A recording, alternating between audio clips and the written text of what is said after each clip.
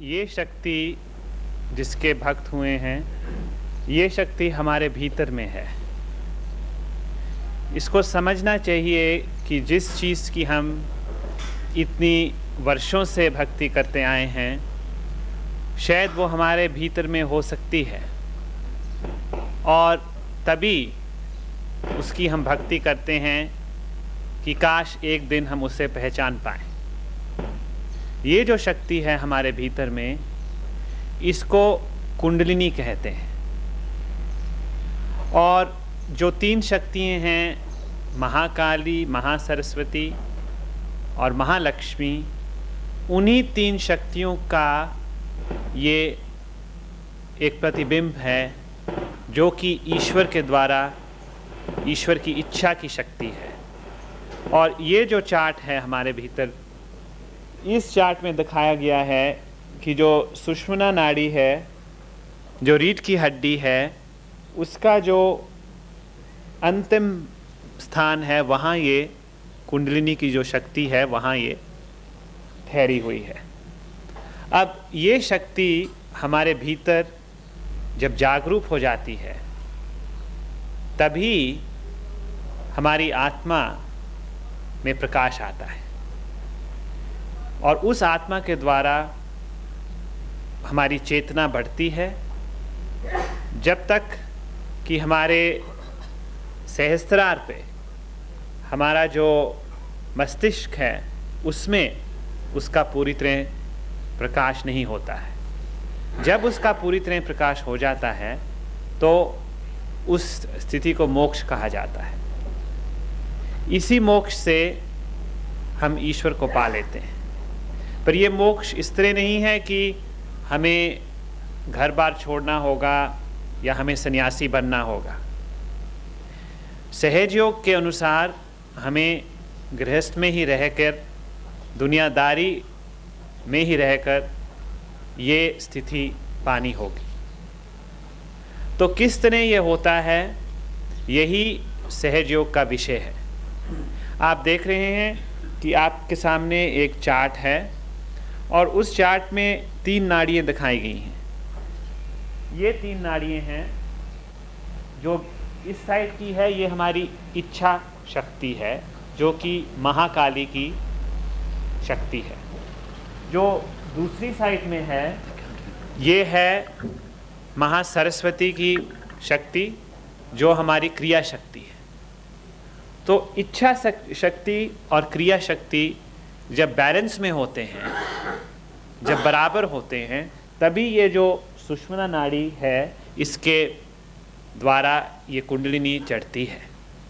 और इसके ही चढ़ने से बहुत से रोग हमारे भीतर जो हैं वो दूर हो जाते हैं और उसी से हमें आत्मा की प्रकाश होने से शांति मिलती है।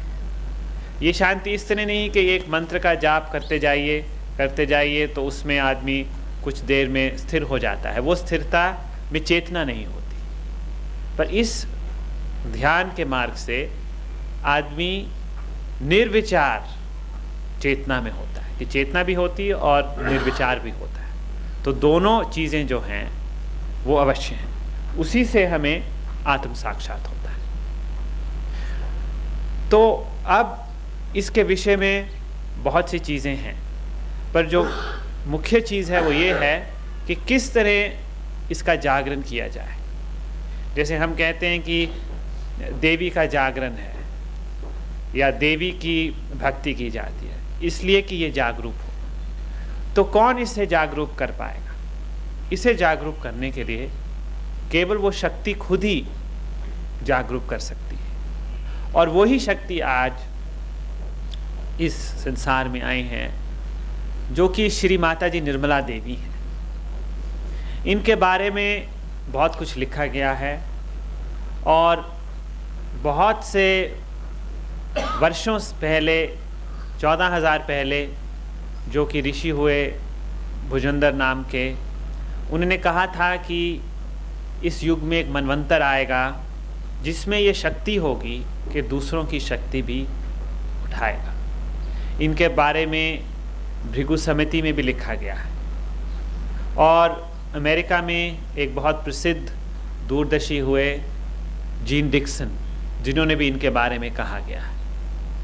और हम लोग भी इन्हें इसी तरह पहचान पाते हैं कि इनके द्वारा एक चैतन्य लहरी बहती है, और इस चेतन से जो भी हमारे भीतर में रोग होते हैं, जो भी हमारे चक्र बिगड़े होते हैं, वहाँ पर इनका अगर हम चैतन्य दें तो वो चक्र भी ठीक हो जाते हैं और वो रोग भी ठीक हो जाते हैं। इस तरह सारे संसार में जगह जगह में लोगों ने इसका अनुभव किया है, और उस अनुभव के सबूत से ये साबित होता है कि ये शक्ति हैं, कि इनकी दी हुई इस भेंट से, सहज योग से बहुत से लोग पार हो गए हैं, और यही हमने आज पाना है। इसीलिए हम यहाँ आए। आज श्री माता जी निर्मला देवी जी जयपुर आई हैं और कुछ ही समय में यहाँ विराजेंगी।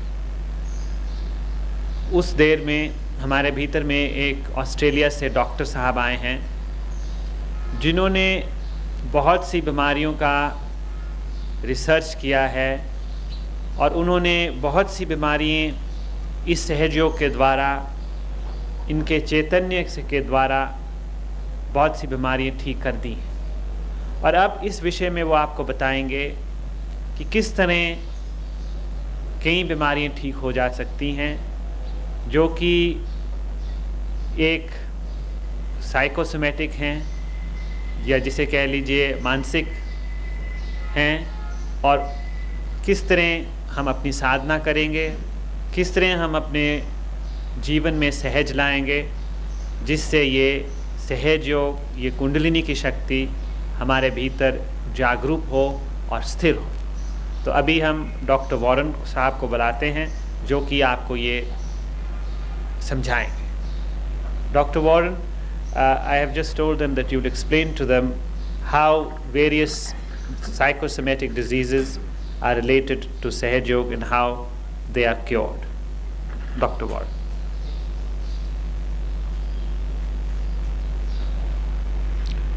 Good morning to the people of Jaipur.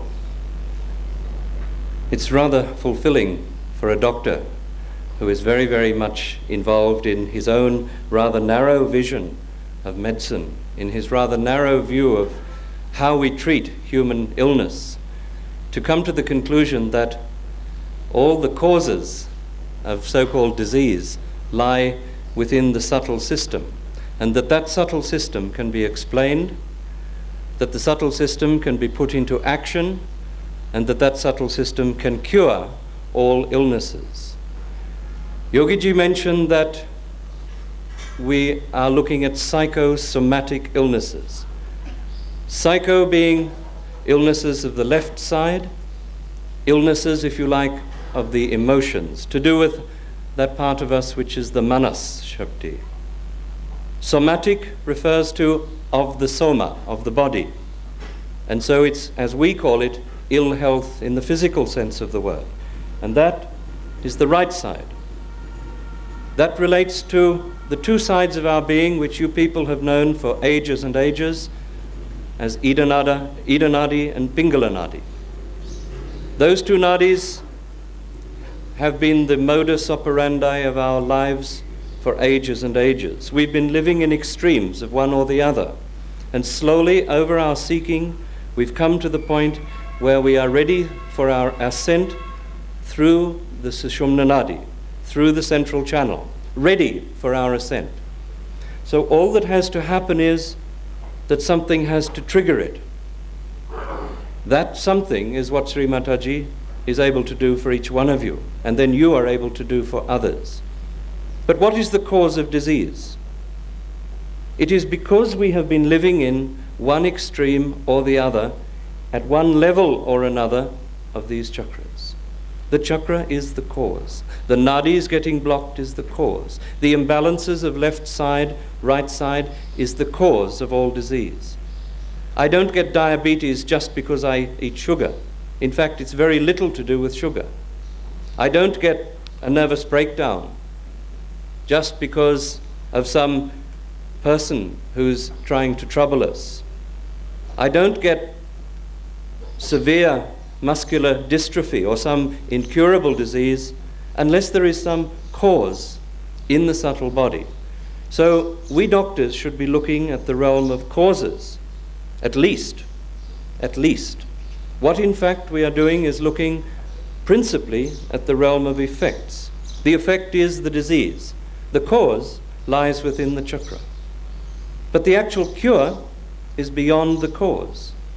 The cure is in the rising of the Kundalini and the repair of the chakra, the neutralizing of the damage and the clearing away of the badas and obstructions in the chakras and the nadis as you know them. So there is a direct relationship between the subtle body and the gross body. If within us we have, for example, this Vishuddhi chakra, at this point, this Vishuddhi chakra is directly related to the cervical plexus. The cervical plexus has 16 subplexuses which give all of the expressions of our physiological system in this region of our body. It even controls the hair. It controls the outer parts of our eye. It controls our hearing. It controls the muscles of the face, the nose, and all of these areas. It controls the thyroid gland and the parathyroid gland. It controls all the muscles of the neck. It also controls that part of us which gets very tense and very tight when we become unable to witness the drama of life. And it's no great surprise, therefore, that the deity which governs this chakra is none other than the one who manifested the quality of detachment of the Sakshi, Lord Krishna himself. So when the Kundalini rises to this point, she absolutely neutralizes any blockage that has occurred at this center and then starts to expand the space so that the quality of Lord Krishna and his Shakti, Radha, start to express themselves at that level. And so the message of the Gita starts to become manifest within you. You become Lord Krishna's quality. You become all that is the Gita. The Gita itself becomes enlightened because you become the Sakshi. You become a detached person. You become the one who is the knowledge. You know that if you are not a realized soul, Krishna is speaking to you. If you're a realized soul, Krishna is speaking to you at another level. And so we start to understand the different levels of the divine play that was being expressed in the Bhagavad Gita. All of these things start to be revealed. But at a very mundane level, at a very practical level, all the diseases that have come to this center get cured. If, for example, we have a patient suffering from a thyroid problem, it is because there is some imbalance in the right side of the Vishuddhi chakra. If there's a problem with our calcium and phosphorus imbalance in our body, it's to do with the left side of the chakra which controls the parathyroid gland. If we've got spondylosis, which is purely a degenerative condition of the vertebral structures at this level, and it shows up on X-ray, and most of you have got some of it, a lot of Indian people suffer this problem, it is because this chakra is in trouble. If you have some of the problems of the heart, if you have angina pectoris, if you have that breathlessness and pain running down the left arm, inability to climb stairs without getting pain in the chest, this again is to do with this Vishuddhi chakra together with the heart chakra. So you could start to see things in terms of the way the chakra is functioning, and if it is not functioning correctly, then the disease process itself will ultimately set in. If it hasn't already set in, it will set in. Because what is in the subtle ultimately has to be expressed in the gross. So what we achieve in Sahaja Yoga, when the Kundalini rises through the central channel, it starts nourishing the chakra which has been constricted or damaged Or even in the case, for example, of cancer, a piece has been torn off. A piece of the chakra has literally detached itself from the whole, and cells, in a runaway fashion, start going off on their own.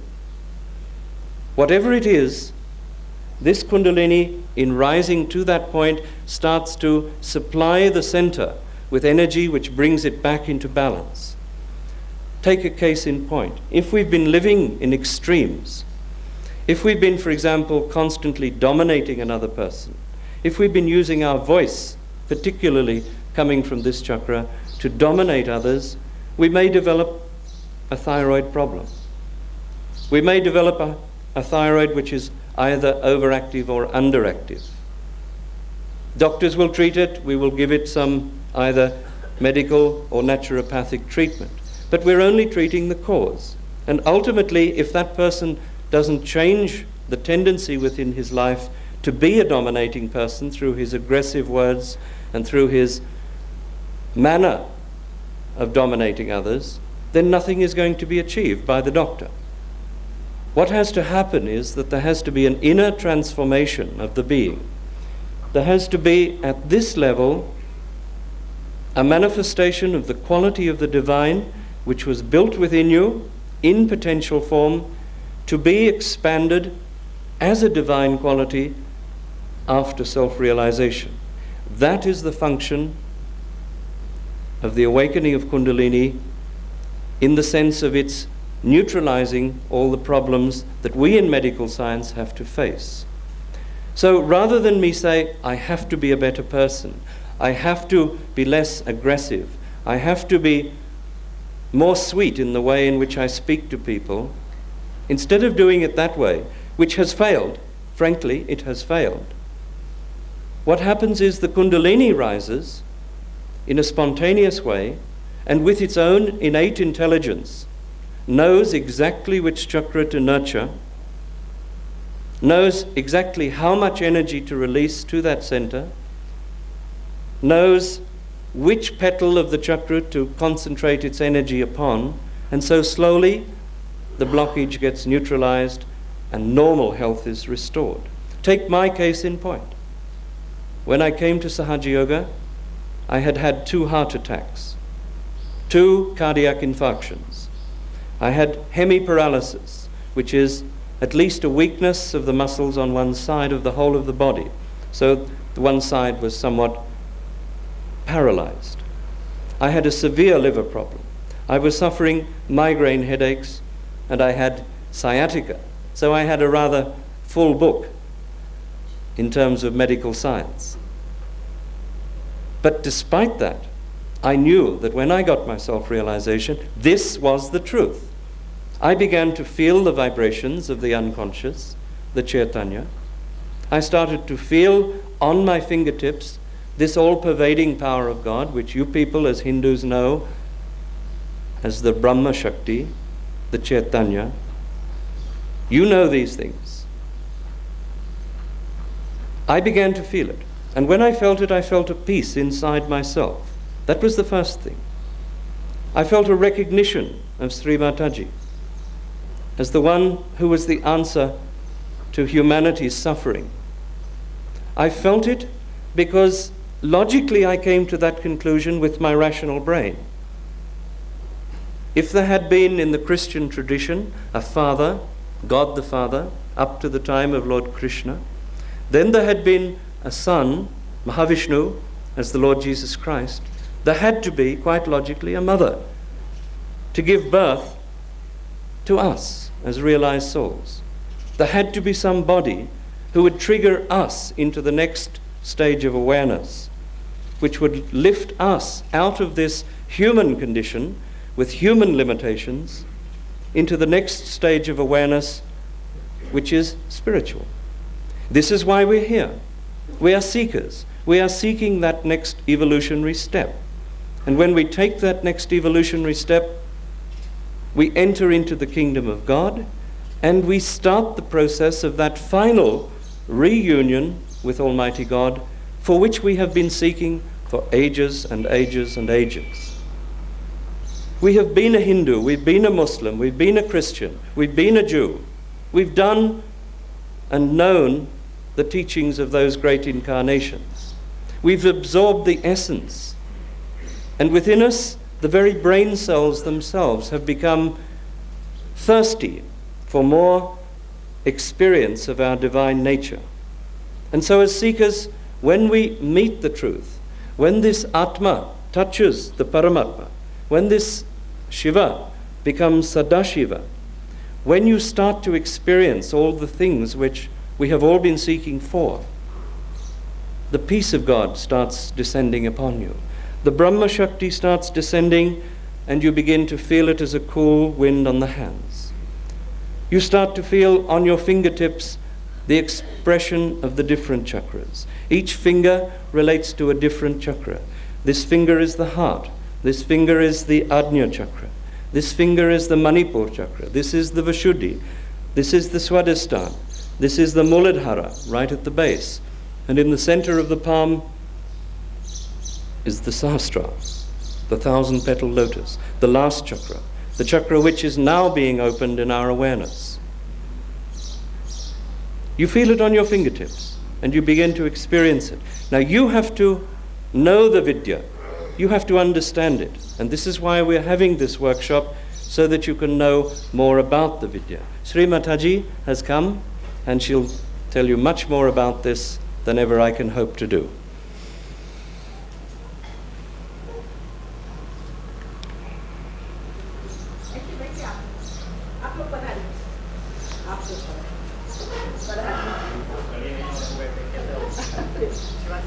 Is the one here?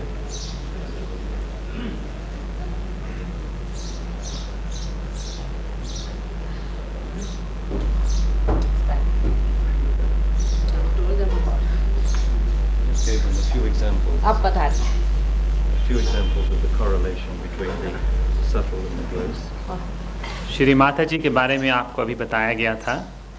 अब श्री माता जी कुछ प्रवचन तुम भी तो कुछ बोलो. मैंने पहले बोल दिया आपके बारे बोल में. चुके. Enough, brother. So they will wait. Would you like to sit, Sri Mataji? I think here I can sit. That's quite Yes.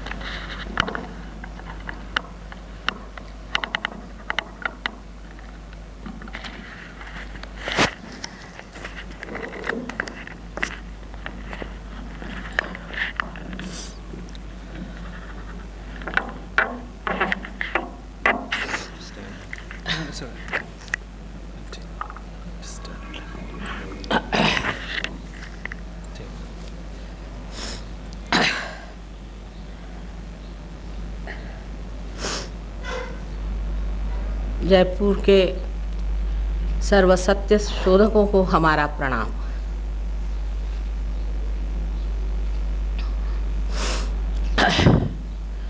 जीवन में हर मनुष्य अपनी धारणा के बूते पर रहता है. जो भी धारणा वो बना लेता है, उसके सहारे वो जीता है. लेकिन एक कगार ऐसी ज़िंदगी में आ जाती है जहाँ पर जाकर वो ये सोचता है कि मैंने आज तक जो सोचा, जो धारणाएं ली, वो फलीभूत नहीं हुई. उससे मैंने आनंद की प्राप्ति नहीं की, उससे मुझे समाधान नहीं मिला, उससे मैंने शांति प्राप्त नहीं की. जब वो कगार मनुष्य के सामने खड़ी हो जाती है, तब वो अपनी धारणाओं के प्रति शंकित हो जाता है. और उस वक्त वो ढूंढने लग जाता है कि इससे परे कौन सी चीज़ है, इससे परे कौन सी दुनिया है जिसे मुझे प्राप्त करना. ये जब शुरुआत हो जाती है, तभी हम कह सकते हैं कि मनुष्य एक साधक बन जाता. वो सत्य के शोध में न जाने कहाँ कहाँ भटकता है. कभी कभी सोचता है कि बहुत सा अगर हम धन इकट्ठा कर लें तो उस धन के बूते पे हम आनंद को प्राप्त कर लेंगे। फिर सोचता है कि हम सत्ता को प्राप्त कर लें, सत्ता को प्राप्त करने से ही हम आनंद को प्राप्त कर लेंगे। फिर कोई सोचता है कि अगर हम किसी मनुष्य मात्र को प्रेम करें तो उसी से हम सुख को प्राप्त कर लें। उससे आगे जब वो विशालता पे उठता है तो ये सोचता है कि हम प्राणी मात्र की सेवा करें, उनकी कुछ भलाई करें, उनके उद्धारार्थ कोई कार्य करें तो हम परमात्मा को प्राप्त हो सकते हैं। लेकिन ये सब मनुष्य की धारणाएं हैं। मनुष्य की धारणा से मनुष्य परमात्मा की ओर नहीं बढ़ सकता, क्योंकि परमात्मा असीम है और जो सीमित बुद्धि है उसके सहारे हम असीम पर उतर नहीं सकते। हमारी आज तक जो उत्क्रांति हुई है उसके बारे में अगर हम सोचें तो सभी कुछ सहज होते गया। आज जो हम आज इंसान बने हैं वो भी सब सहज हुआ है। हमने उसके लिए कुछ किया नहीं। जो भी कुंडलिनी आदि का इन्होंने आपसे बताया, ये सारी चीज़ें जो हैं ये आपने बनाई नहीं, ये अंदर बनी बनाई रखी हुई आपके अंदर स्थित है। आपने इसे अपनी उत्क्रांति में पाया हुआ, और इस उत्क्रांति में ये पाए हुए इस धन को आपको सिर्फ पाना है, उसको जान लेना है और उसका स्वामित्व स्वीकार करना है। अब ये चीज़ जो हम कह रहे हैं सच है या झूठ है, आपके अंदर है या नहीं, इसको एक शास्त्रज्ञ की दृष्टि से अगर देखा जाए तो ऐसा ही हम कहेंगे कि जैसे कोई एक धारणा शास्त्रज्ञ बताता है, जिसे कि आप कह सकते हैं हाइपोथेसिस, उसके बाद उस हाइपोथेसिस को दूसरा शास्त्रज्ञ कहता है अच्छा इसको सिद्ध करके दिखाइए। अगर वो सिद्ध हो जाए तो उसे फिर कायदा माना जाता है, उसे लोग मान लेते हैं कि ये शास्त्र का कायदा है, इसलिए वो साइंटिफिक एक एक्सेप्टेड फैक्ट हो जाता है। इसी प्रकार धर्म में भी जब हम किसी चीज़ को मान लेते हैं तो ये ज़रूर जान लेना चाहिए कि इस धर्म में जो कुछ वर्णित है वो हम पा रहे हैं या नहीं। लेकिन धर्म के मामले में हमारी दृष्टि बहुत अंधी है। हम ये नहीं सोचते कि जो कुछ भी इसमें वर्णित है उसे हमने पा लिया। जैसे कि विशेषकर आज सवेरे ही बातचीत चली थी तो मैंने कहा कि सबसे ज़्यादा हिंदू लोग अपने धर्म से बहुत अनभिज्ञ हैं। वजह हो सकती है कि इन लोगों को कभी भी ऑर्गेनाइज नहीं किया है, उससे फ़ायदा भी है। अगर कोई धर्म आप ज़्यादा से ज़रूरत से ज़्यादा ऑर्गेनाइज कर लिए तो आदमी ऐसा बन जाता है जैसे कि किसी बैल को या किसी घोड़े को आपने आँख के सामने कुछ बांध दिया हो। लेकिन एक दोष ये भी आ जाता है कि वो कुछ भी नहीं जानते। इसीलिए हम जो हमारा धरोहर है, इतने वर्षों से उपार्जित यहाँ का जो आध्यात्मिक ज्ञान है उससे बिल्कुल अपरिचित है, उसके बारे में हम कुछ भी नहीं जानते। बड़ी आश्चर्य की बात है कि कितने ही लोगों को मैं जब कुंडली नहीं कहती हूँ तो वो सोचते हैं मैं कुंडली की बात कर रही हूँ, जिसे कि हॉरोस्कोप है। बहुत ही आश्चर्य की बात है कि हम अपने मूलभूत तत्वों को तक नहीं जानते हैं। इस देश में जो इतने सालों से हजारों वर्षों से कमाया हुआ धन है उसके बारे में हम कुछ भी नहीं जानते। हमारी दृष्टि ही उस ओर नहीं है, हमारी दृष्टि ही बाह्य में है। हम उसको जानना ही नहीं चाहते जो हमारा धरोहर हजारों वर्ष से उपार्जित ज्ञान है उसके बारे में हम इस कदर अनभिज्ञ हैं। उधर कोई उत्कंठा नहीं, कोई विचार नहीं, और सोचते हैं कि हम लोग मानो जैसे कोई अंग्रेज़ों को ही बनाए हुए पुतले। इसके अलावा और हम चीज़ सोच नहीं पाते कि कितनी बड़ी परंपरा, कितनी बड़ी संपदा इस देश में हमारे लिए हमारे पूर्वज छोड़ गए। अब कहने की बात यह है कि हमारे अंदर ये संस्था पूरी स्थित है, पूरी तरह से विराजमान है। लेकिन सत्य को पाने वाले को पहले जान लेना चाहिए कि जो सत्य है सो है, उसे आप नहीं बना सकते। आप कहें कि नहीं हम तो ये सोचते हैं, हमारी ये धारणा सत्य के बारे में है, तो वो सत्य नहीं हो सकता। सत्य जो है सो है। एक नम्र विद्यार्थी की तरह से आपको ये जानना चाहिए कि अभी हमने सत्य को जाना नहीं, इसलिए जो सत्य होगा उसे हम जानेंगे और जानना चाहेंगे। जब तक ये हमारे अंदर विचार जागरूक नहीं होता है तब तक हमारे अपने ही बनाए हुए पहाड़, बैरियर्स बने हुए हैं, उन पहाड़ों को लांघना बड़ा कठिन हो जाता है। सत्य क्या है? सत्य क्या चीज़ है? इसे हम कहते हैं सत्य। सत्य सत्य क्या चीज़ है? सत्य एक है सीधा साधा कि आप आत्मा है। आप शरीर, मन, बुद्धि, अहंकार आदि कुछ भी नहीं, आप सिर्फ आत्मा है। आप आत्मा हैं और वो आत्मा का प्रकाश अभी तक आपकी चेतना में या आपके चित्त में आया नहीं। जिस वक्त ये आपके चित्त में आ जाएगा तब आप जानेंगे कि ये आत्मा हमारे अंदर स्थित है, क्योंकि आपके नसों में, आपके सेंट्रल नर्वस सिस्टम में आप इसको महसूस कर पाएंगे। इसके लिए आपको कहीं किसी से पूछना नहीं पड़ेगा, आप इसको खुद जान जाइएगा कि आपके अंदर ये चीज़ चल रही है, ये आपके अंदर विराजमान है। अगर मैं आपसे कहूँ कि ये सृष्टि, आप सामने आ जाइए, आप सामने बैठे, आइए सामने बैठे। ये सृष्टि, चराचर सृष्टि किसी ऐसे बड़े भारी शक्ति के साथ चल रही है जो इस कार्य में पूरी तरह से संलग्न है। तो आपको विश्वास नहीं होगा, किंतु सोचिए कि ये जो फूल बनाए हैं, क्या हम ऐसे फूल बना सकते हैं? क्या इन फूलों से जो फल बनते हैं वो हम कर सकते हैं? कोई सा भी जीवित कार्य हम कर सकते हैं? जो कार्य करते हैं सो मरा हुआ। समझ लीजिए अगर कोई पेड़ मर गया, उसे हमने टेबल बना लिया तो सोच लिया बड़ा भारी काम कर लिया, मरे से मरी चीज़ बना ली। और जब मरे से मरी चीज़ बना लेते हैं तो वो जो जड़ वस्तु है वो भी हमारे सर पे बैठ जाती है, क्योंकि जड़ और चेतन का हमेशा झगड़ा चलता है और आत्मा जो है उससे जड़ हमेशा भागता है। जब आपने एक बार कुर्सी बना ली तो कुर्सी आपके सर पे बैठ गई, क्योंकि आप कुर्सी के सिवा बैठ नहीं सकते, कुर्सी लेकर आपको घूमना पड़ेगा। जिस चीज़ की जड़ की आपने आदत लगा ली वो जड़ आपकी खोपड़ी पे बैठ गई। इसका मतलब सीधा ये है कि हम जड़ से जल्दी ही प्रभावित हो जाते हैं बनिस्बत चेतन से, और चेतन से भी अगर हो गए तो भी हम आत्मा के प्रति उतने उन्मुख नहीं होते हैं, उस तरफ हमारा इतना ध्यान आकर्षित नहीं होता है। उसकी वजह यह है कि हम अभी तक उतने ऊपर देख नहीं पाते, उतने उन्नत नहीं। अब बहुत से संसार में ऐसे लोग हो गए जिन्होंने बड़े महत् कार्य करके परमात्मा के बारे में, उनके साम्राज्य के बारे में, उनके बड़प्पन के बारे में, कुंडलिनी के बारे में सब कुछ बताया हुआ। लेकिन ये किंवदंती हो गई। लोगों को लगता है कि ऐसी बातें हैं, भगवान कोई चीज़ है नहीं, ऐसी बातें चल रही हैं। लोग भगवान की बात मात्र करते हैं और भगवान के नाम पर पैसा खसोटना, किसी में झगड़ा लगाना, किसी में परेशानी में डालना, मंदिरों में चरस बेचना आदि सब गंदे गंदे काम करते रहते हैं, और भगवान कोई चीज़ नहीं। बुद्धि के स्तर पे बात सही मालूम पड़ती। मनुष्य बुद्धि से अगर सोचा जाए तो लगता है कि अगर भगवान है तो ये सब तमाशे क्यों हो रहे हैं।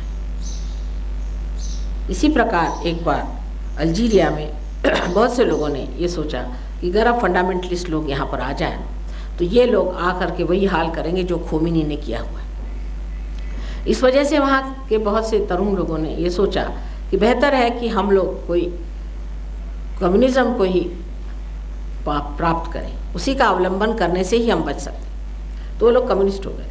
500 लोगों ने एक अपनी कम्युनिस्ट पार्टी स्थापित की। उनमें से एक भूला भटका लंदन चला आया और सहयोग में घुस गया। पता नहीं कैसे वो आया बेचारा, और उसके बाद वो पार हो गया। बहुत ही होशियार लड़का, बहुत शुद्ध प्रकृति का लड़का, मुसलमान लेकिन बहुत शुद्ध प्रकृति का।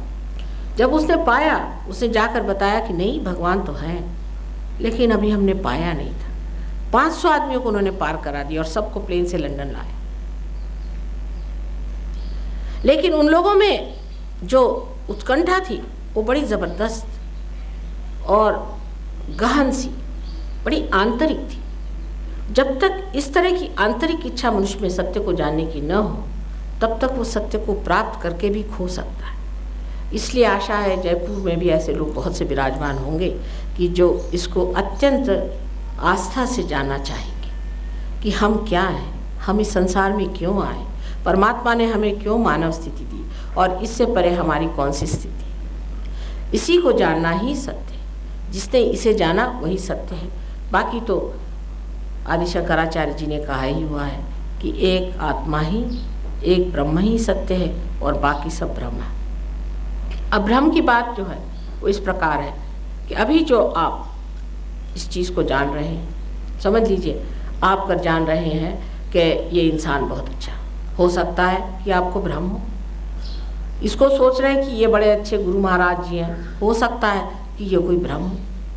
कोई भी चीज़ आप पूरे 100% नहीं कह सकते कि ये चीज़ बिल्कुल सही है। वजह यह है कि अभी तक आपने वो जो एकाकी चीज़ है, जो एब्सोल्यूट चीज़ आपकी आत्मा है, उसे नहीं प्राप्त की। क्योंकि जब आप आत्मा को प्राप्त कर लेते हैं तब आप कोई भी चीज़ को रिलेटिवली यानी इस तरह से नहीं जानते हैं कि इसका ऐसा है तो उसका वैसा है, बट पूरी तरह से आप जानकारी रखते हैं कि यही चीज़ सही है। लेकिन उसका मार्ग क्या होना चाहिए?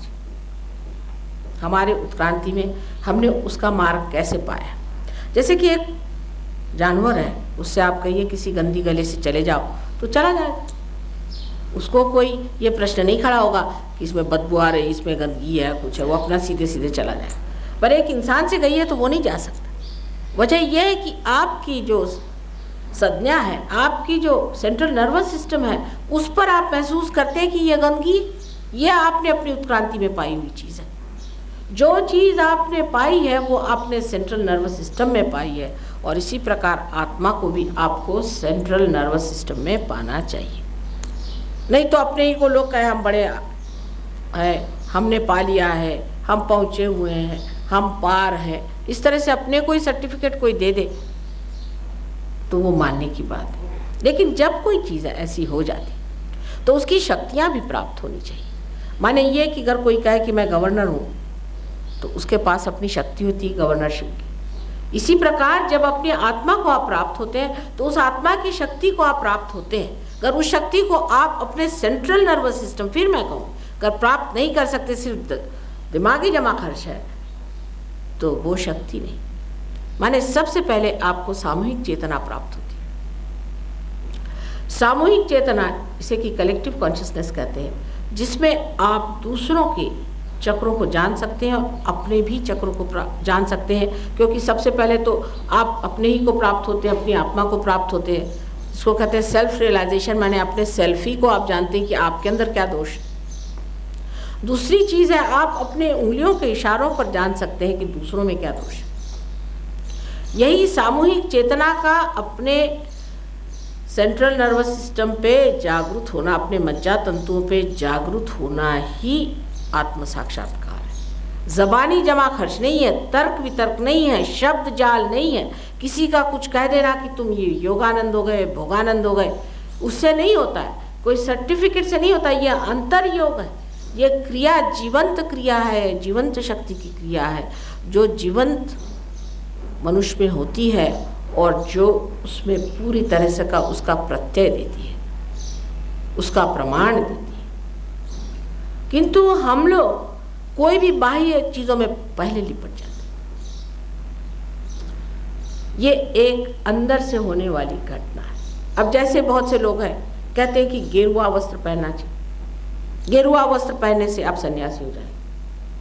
बाह्य के 2 रुपए में अगर कपड़ा आप रंगा ले तो क्या आप सन्यासी हो जाए? गेरुआ वस्त्र पहन के आप सबकी प्रॉपर्टी मारते फिरते हैं, आप सन्यासी कहाँ से हो गए? आपकी नज़र तो सारे सबके जेब पर है, आप सन्यासी कैसे हो? गेरुआ वस्त्र किस लिए पहना जाए? अंदर का गेरुआ पहनिए। जब आपने अंदर से गेरुआ पहनिया तो बाह्य में तो आप राजा जनक जैसे विदेही हो जाते। फिर जहाँ भी रहिए, चाहे महलों में रहिए, चाहे जंगलों में रहिए, कहीं भी रहिए, आप बादशाह हैं। माने दुनिया की कोई सी भी चीज़ आपको जीत नहीं सकती, कोई भी चीज़ आपको खींच नहीं सकती, आप किसी के सामने झुक नहीं सकते, कोई आपको खरीद ही नहीं सकता। ऐसे अनमोल हीरा जब होते हैं तभी मानना चाहिए कि आदमी पहुँचे हुए हैं। नहीं तो जो देखिए वही आपको खरीद ले, जो देखे आपको रुपए से खरीद ले या किसी और चीज़ से खरीद ले, तो फिर आप में और दूसरों में क्या अंतर रह गया? मैं तो कहती हूँ दूसरों से भी गए बीते आप है कि आप दूसरों के पैसे पे जी रहे हैं। कम से कम जो मनुष्य संसार में रहता है वो अपने ही तो कमाई पे जी रहा है, दूसरों की कमाई पे तो नहीं जीता। सन्यासी वस्त्र पहन करके आप दूसरों की कमाई पे जी रहे हैं, तो इससे फायदा ये कि वस्त्र को छोड़ के कायदे से कमाई करिए। पर अधिकतर लोग जो और कोई कमाई नहीं कर सकते वही इस तरह की कमाई करते हैं। लेकिन हमारे बुद्धि में भ्रम है कि हमने जैसे ही काषाय वस्त्र देखा हो गया, उसके पीछे हम लोग लट्टू। खासकर हमारी लेडीज में खासकर बात है। आज ही मैंने देखा कि सब औरतें जिनके गुरु थे वो पार नहीं हुए, उनके पति लोग पार हो गए। धर्म के प्रति जब हमारी दृष्टि उठती है तो इस प्रकार कि जब हम गलत चीज़ है उसी को मान लेते हैं, ये तामसिक प्रवृत्ति है। और जब धर्म से हमारी प्रकृति हटती है तो हम यही नहीं जानते कि सही क्या और गलत क्या, इसी द्विधा में रहते हैं कि सही क्या गलत क्या। जैसे कि पाश्चिमात्य देशों में लोग हैं, उनको यही नहीं पता है कि सफ़ेद क्या और काला क्या। ऐसे लोगों को यही कहा जाता है कि सिर्फ अहंकार के बूते पे जो आदमी चलता है वो यही कहता है कि मुझे ये पसंद है इसलिए अच्छा है, मुझे ये पसंद है। पर कौन है वो जो उसे पसंद है? वो तो तुम्हारा सिर्फ अहंकार है। जब अहंकार खुश होता है तो आदमी कहता है मैं तो आज सुख में हूँ। जिस दिन अहंकार दुखता है तो कहता है मैं दुख में। अहंकार के बूते पे रहने से मनुष्य इसी चक्कर में पड़ा रहता है, पल में तोला पल में मासा। लेकिन जब आप अपने आत्मा पर आ जाते हैं तो आत्मा सत्य स्वरूप तो है ही, लेकिन ये आनंद स्वरूप भी, यही आनंददायक है। और आनंद किसी से नहीं प्राप्त हो सकता। अगर कोई कहे कि मेरे पति अच्छे नहीं हैं, मेरी पत्नी अच्छी नहीं, मेरे बाप अच्छे नहीं, मेरी माँ अच्छी नहीं, इसलिए मैं दुखी हूँ या समाज के कारण मैं दुखी हूँ, तो जान लेना चाहिए इसलिए आप दुखी नहीं हैं, आपने वो स्रोत पाया नहीं जिससे कि आनंद मिलता है। वो है आपका आत्मा जो आप ही के अंदर निहित है। इस आत्मा को प्राप्त करना चाहिए जिसके अंदर सुख दुख की द्विधाएं नहीं, जो सिर्फ निरानंद है। उस निरानंद को प्राप्त करना चाहिए, क्योंकि सुख दुख के झमेले में पड़ करके मनुष्य कभी सुख में कभी दुख में चलता है। वो अविनाशी चीज़ नहीं है, एक बार इसका विनाश होता है कभी उसका विनाश होता है। इसलिए मनुष्य को आत्मा का जो स्वरूप आनंद है उसे प्राप्त होना चाहिए। सत्य स्वरूप आनंद ऐसे है कि जिस वक्त आप आत्मा को प्राप्त होते हैं आपके हाथ पर आप जान सकते हैं सत्य क्या है। समझ लीजिए आपसे कहा गया कि फलाने मंदिर में स्वयंभू देवता है, समझ लीजिए। अब किसी ने कह दिया तो हो गए, हो सकता है किसी ने ला के वहाँ बिठा दियो कहे स्वयंभू आ गए। कैसे जानिएगा कि ये स्वयंभू, कैसे पहचानिएगा कि ये स्वयंभू? उसको पहचानने का तरीका ये है कि जब आप आत्मा से प्राप्त होते हैं तब आपके अंदर से चैतन्य की लहरियाँ, जिसे कि सौंदर्य लहरी करके आदि शंकराचार्य ने वर्णित किया है, आपके अंदर से बहने लग जाती है और आप उसे जान सकते हैं कि ये असल है या नकल है। एक बार हम लोग कश्मीर गए थे। कश्मीर में घूमते घूमते एक जगह बड़े ज़ोर के मुझे चैतन्य की लहरियाँ महसूस हुई। तो मैंने ड्राइवर से पूछा यहाँ कोई बड़ा पुराना मंदिर है किसी का? कहले नहीं, ये तो जंगल। मैंने कहा अच्छा चलो इस तरफ चलो। रास्ते से गुजरते गुजरते आगे गए तो कुछ गरीब मुसलमानों की झोपड़ियाँ ओपड़ियाँ दिखाई। तो उनसे पूछा भाई यहाँ कोई मंदिर है? तो नहीं, कह ले यहाँ एक चीज़ है, हज़रत बल। मैंने कहा अच्छा। मोहम्मद साहब का एक बाल वहाँ रखा हुआ था, 5 मील दूरी पर उसको मैंने पकड़ा। अब ये मुसलमान भी नहीं जानते जो उसके लिए लड़ते हैं। नमाज पूरा कुंडलिनी का जागरण है। मोहम्मद साहब का वर्णन अपने शास्त्रों में महामेधा करके, लेकिन ये मुसलमान क्या जाने और हिंदू क्या जाने, जब तक आत्मा को प्राप्त हम नहीं करेंगे तब ना हम न कृष्ण को जाने और ना ही हमने राम को जाना। जब वो अकबर की बात करते हैं तो श्री कृष्ण की बात करते हैं, विराट की। क्या हम जानते हैं कि उनका और उनका बड़ा घनिष्ठ संबंध है? ईसा मसीह ने साफ कहा था कि those who are not against me are with me. ये लोग कौन है? ईसाई लोग कभी इस बात को सोच भी नहीं सकते कि साक्षात महाविष्णु ही, जिनका वर्णन देवी महात्म्य में आता है, शायद बहुत कम लोगों ने पढ़ा होगा, वही साक्षात जीसस क्राइस्ट थे। और जीसस का नाम यीशु है, यीशु यशोदा से और क्राइस्ट कृष्ण से उनकी माँ ने उनका रखा था। लेकिन इसको समझने के लिए सबसे पहले आत्मा को आप प्राप्त हो। जिस वक्त आप में आत्मा की प्राप्ति होगी, आप देख सकते हैं कि जो हम कह रहे हैं सच है झूठ है। अगर झूठ हो तो आपके अंदर के चैतन्य बंद हो जाएंगे, अगर सच हो तो बहना शुरू हो जाएगा। अगर आप ये पूछें कि परमात्मा है या नहीं, तो हाथ में ठंडी ठंडी हवा जोर से चलनी शुरू हो जाएगी। अगर किसी गलत आदमी के लिए आप पूछें कि आदमी सही है या नहीं, तो सामूहिक चेतना पर आप जान जाइएगा कि ये आदमी कैसा है। कभी कभी हो सकता है हाथ में एक आध ब्लिस्टर भी आ जाए। कल भी मेरे हाथ में एक ब्लिस्टर आ गया, क्योंकि कोई गलत आदमी किसी गलत गुरु का आया हुआ था। तो एक छोटा सा ब्लिस्टर आके समझा गया कि यह आदमी गलत गुरु के पास जाता रहा। इस तरह से आप जान सकते हैं कि कौन सही है कौन गलत है, बिल्कुल अपनी ही चेतना में, अपनी ही अवेयरनेस में, अपनी ही सेंट्रल नर्वस सिस्टम में आप जान सकते हैं कि कौन सही है कौन गलत है। कौन सत्य है, कौन असत्य। हर प्रकार का सत्य असत्य आप इस पर जान सकते हैं। जैसी जैसी आपकी उन्नति होती है आप इतनी चीज़ें जान सकते हैं जिसका आपको अंदाज नहीं हो सकता। यहाँ बैठे बैठे आप सब चीज़ जान सकते हैं। वजह यह है कि जो आपकी टेलीकम्युनिकेशंस वगैरह है, इसकी भी कल्पना उसी जो सर्वव्यापी टेलीकम्युनिकेशन है उसी से आई। जब वो सर्वव्यापी टेलीकम्युनिकेशन में आप उतर जाते हैं तो सारे सृष्टि की जितनी चीज़ है उसको आप समझ सकते हैं। इसीलिए कहा जाता है कि दृष्टा। मार्कंडेय को देखिए तो किस कदर दृष्टा थे, लेकिन अभी हमने 100 साल पहले के एक बड़े भारी दृष्टा का ज्ञान पाया जो कि लंदन में थे। उनका नाम था विलियम ब्लेक। उन्होंने सहयोग के बारे में इतनी गहरी बातें लिख छोड़ी हुई हैं 100 साल पहले कि लंदन में ये कहाँ होगा, इसके स्कूल कहाँ होगा, इसका कॉलेज कहाँ होगा, इसका आश्रम कहाँ होगा, मेरा घर कहाँ होगा, मैं कहाँ रहूँगी पहले, फिर उसके बाद कहाँ जाकर। हैरानी हो जाती, इतने बड़े दृष्टा थे। और अंग्रेज लोग उनको कहते हो पागल थे। अंग्रेजों को तो कभी समझ में आने नहीं वाले साधु संत, उनका तो दिमाग ही खराब है। लेकिन हम जिन्होंने कितने साधु संतों को जाना है, या तो वो झूठ बोलते थे, अगर वो सच बोलते थे तो अपने आत्मा का हमें विचार करना चाहिए कि हमने अपने आत्मा को प्राप्त किया है या नहीं। ये शब्द जाल नहीं होना चाहिए। अगर कोई आकर के आपके सामने शब्द जाल फैलाता है, बातचीत करता है, मनोरंजन आपका करता है, तो आप उसी से खुश हो जाते हैं। इस तरह से आप अपनी जो आध्यात्मिक दृष्टि है उसको कितनी छोटी कर लेते हैं।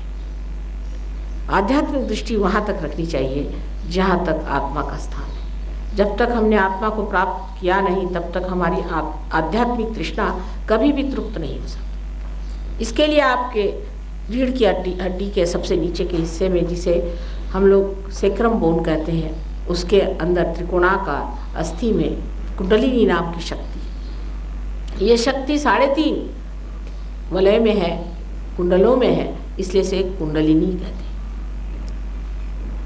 आपको आश्चर्य होगा कि ग्रीस में हम जब गए तो अथीना, ये अथ शब्द से आया। अथ माने प्राइमोर्डियल। प्राइमोर्डियल मदर अथीना है और उसके हाथ में सांप के 3.5 ये करके चक्र दे करके हाथ में कुंडलिनी है उसका। वहाँ पे न जाने कितने ही उसके स्टैचूज बने। और जब उसके मंदिर पे पहुँचे तो बाहर गणेश जी की मूर्ति बनाई बैठी। मैंने पूछा कि भाई ये कौन? कहने child, he is the child God. तो मैंने कहा किसने बताया आपसे? कहने हिंदुस्तानियों ने बताया। मैंने कहा कब? जब अलेक्जेंडर आया था तब? नहीं, अलेक्जेंडर तो बहुत बाद में गए थे, हज़ारों वर्ष पूर्व हमारा हिंदुस्तानियों से संबंध रहा। उन्होंने तो उस चीज़ को जोड़ लिया और हमको यही नहीं मालूम कि कुंडलिनी क्या चीज़।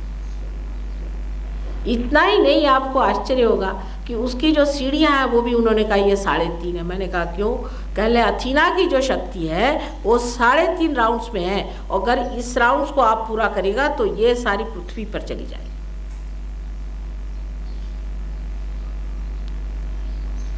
ये 3.5 क्यों है? इसका एक गणित है।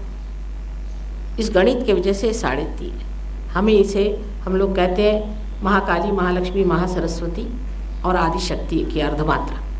इस प्रकार से ये 3.5 कुंडलिनी है। अब अगर आजकल के पढ़े लोगों के सामने महाकाली, महालक्ष्मी की बात करें तो लोग कहेंगे माँ कहाँ की, बाबा आदम के ज़माने की बात करें। पर जो बाबा आदम के ज़माने की बात है वो सब सच्ची है और वो सच्ची चलती रहेगी। उसकी सिर्फ सिद्धता आपको हमें देने की है। ये बात सिद्ध है या नहीं, ये सही बात है नहीं, जो हमारे पूर्वजों ने बात करी ये झूठ करी या सही कही, ये आज आपको सिद्ध करके देने का। पर ये आप ही से सिद्ध होगा। आप ही के अंदर जब आत्मा जागृत होगी तभी ये सिद्ध हो सकता है, नहीं तो नहीं हो सकता। ये जो शक्ति है शुद्ध इच्छा है। बाकी जितनी भी हमारी इच्छाएं हैं अशुद्ध है। आपने इकोनॉमिक्स का लॉ जाना है कि individual wants can be satisfied, but in general wants cannot be satisfied, not satiable। इसका मतलब यह है कि हमारी इच्छाएं अगर शुद्ध हो तो वो इच्छा, जब जो इच्छा अगर शुद्ध इच्छा हो तो उसके बाद कोई इच्छा ही नहीं रहनी चाहिए। लेकिन क्योंकि इच्छा शुद्ध नहीं थी इसलिए एक इच्छा हुई, फिर दूसरी इच्छा हुई, आज हुआ मकान बनाओ, कल हुआ घर बनाओ, फिर तीसरा हेलीकॉप्टर खरीदो। लेकिन जो शुद्ध इच्छा की शक्ति है वो एक है, और वो इच्छा ये है कि हमारा योग इस सर्वव्यापी शक्ति के साथ होना चाहिए। यही शुद्ध इच्छा है। जब तक ये शुद्ध इच्छा पूरी तरह से प्लावित नहीं होती, तब तक कोई सी भी दुनिया की इच्छा से हम आनंद को प्राप्त नहीं कर सकते। लेकिन जैसे कल मैंने बताया कि योग के दो अर्थ होते हैं। एक तो अर्थ होता है योग माने जोड़ना, हमारे आत्मा से हमारा कुंडलिनी का योग, या हमारे अंदर हमारे चित्त में सारी सर्वव्यापी शक्ति से योग होना, एक ये योग हुआ। और दूसरा अर्थ योग का होता है कौशलम माने एक्सपर्टाइज। एक बार ये शक्ति हाथ में लगने के बाद ये आपको जानना चाहिए कि शक्ति क्या है, इसका असर क्या है, इसका उपयोग क्या है, इसको कैसे इस्तेमाल करना चाहिए और इसका लाभ किस तरह से हो सकता है। क्योंकि सहयोग जो है आज समाजोन्मुख है। एक दो व्यक्तियों के लिए आज सहयोग नहीं, हजारों व्यक्तियों को पार करना है, हजारों व्यक्ति पार हो सकते हैं, ऐसा ये सहयोग है। एक आदमी को बिठाकर पार करने की कोई बात नहीं रहेगी कि व्यक्तिगत हो, ये समाजोन्मुख है। क्योंकि इसके लाभ समाज को होते हैं। सबसे पहले तो तंदुरुस्ती इंसान की ठीक हो जाती है, बगैर पैसे के, बगैर डॉक्टर के, बगैर डायग्नोसिस के, बगैर किसी चीज़ के। मानसिक स्थिति ठीक हो जाती है, सांपत्तिक स्थिति ठीक हो जाती है, क्योंकि लक्ष्मी का तत्व ठीक हो जाता है। हमारे देश में लोग कहते हैं कि आपके अंदर इतनी योग शक्ति है, आप लोग इतने योगी हैं, इतने आध्यात्मिक है, आप गरीब क्यों? क्योंकि हमारे देश में कभी किसी ने योग प्राप्त नहीं किया, कोई पॉलिटिशियन ने कभी योग प्राप्त नहीं किया, बेकार के चक्करों में घूमते रहे। आज तक किसने योग प्राप्त किया?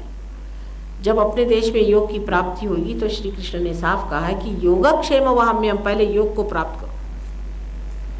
जब सुदामा जी श्री कृष्ण से मिलने गए तभी उनको क्षेम प्राप्त हो। इसी प्रकार जब तक हम परमात्मा के साम्राज्य में नहीं जाते हैं, ये परमात्मा की जिम्मेदारी नहीं रह जाती कि वो हमारे क्षेम को देखें।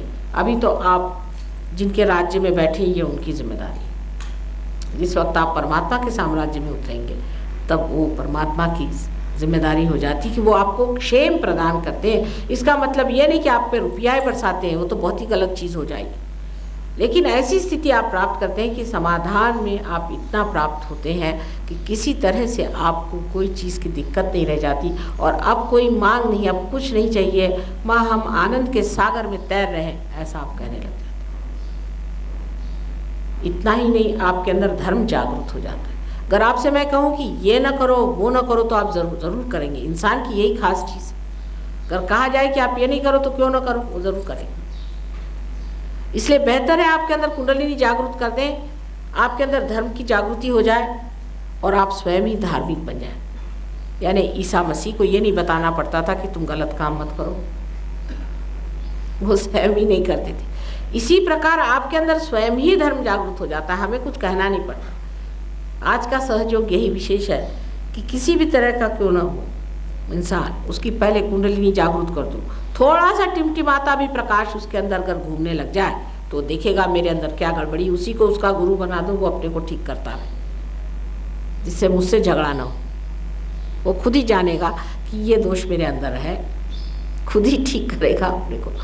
जब कभी हाथ में दिखाई दे कि सांप है तभी ना आप सांप को फेंकिएगा, अगर कहेंगे सांप है तो आप फेंकने वाले नहीं।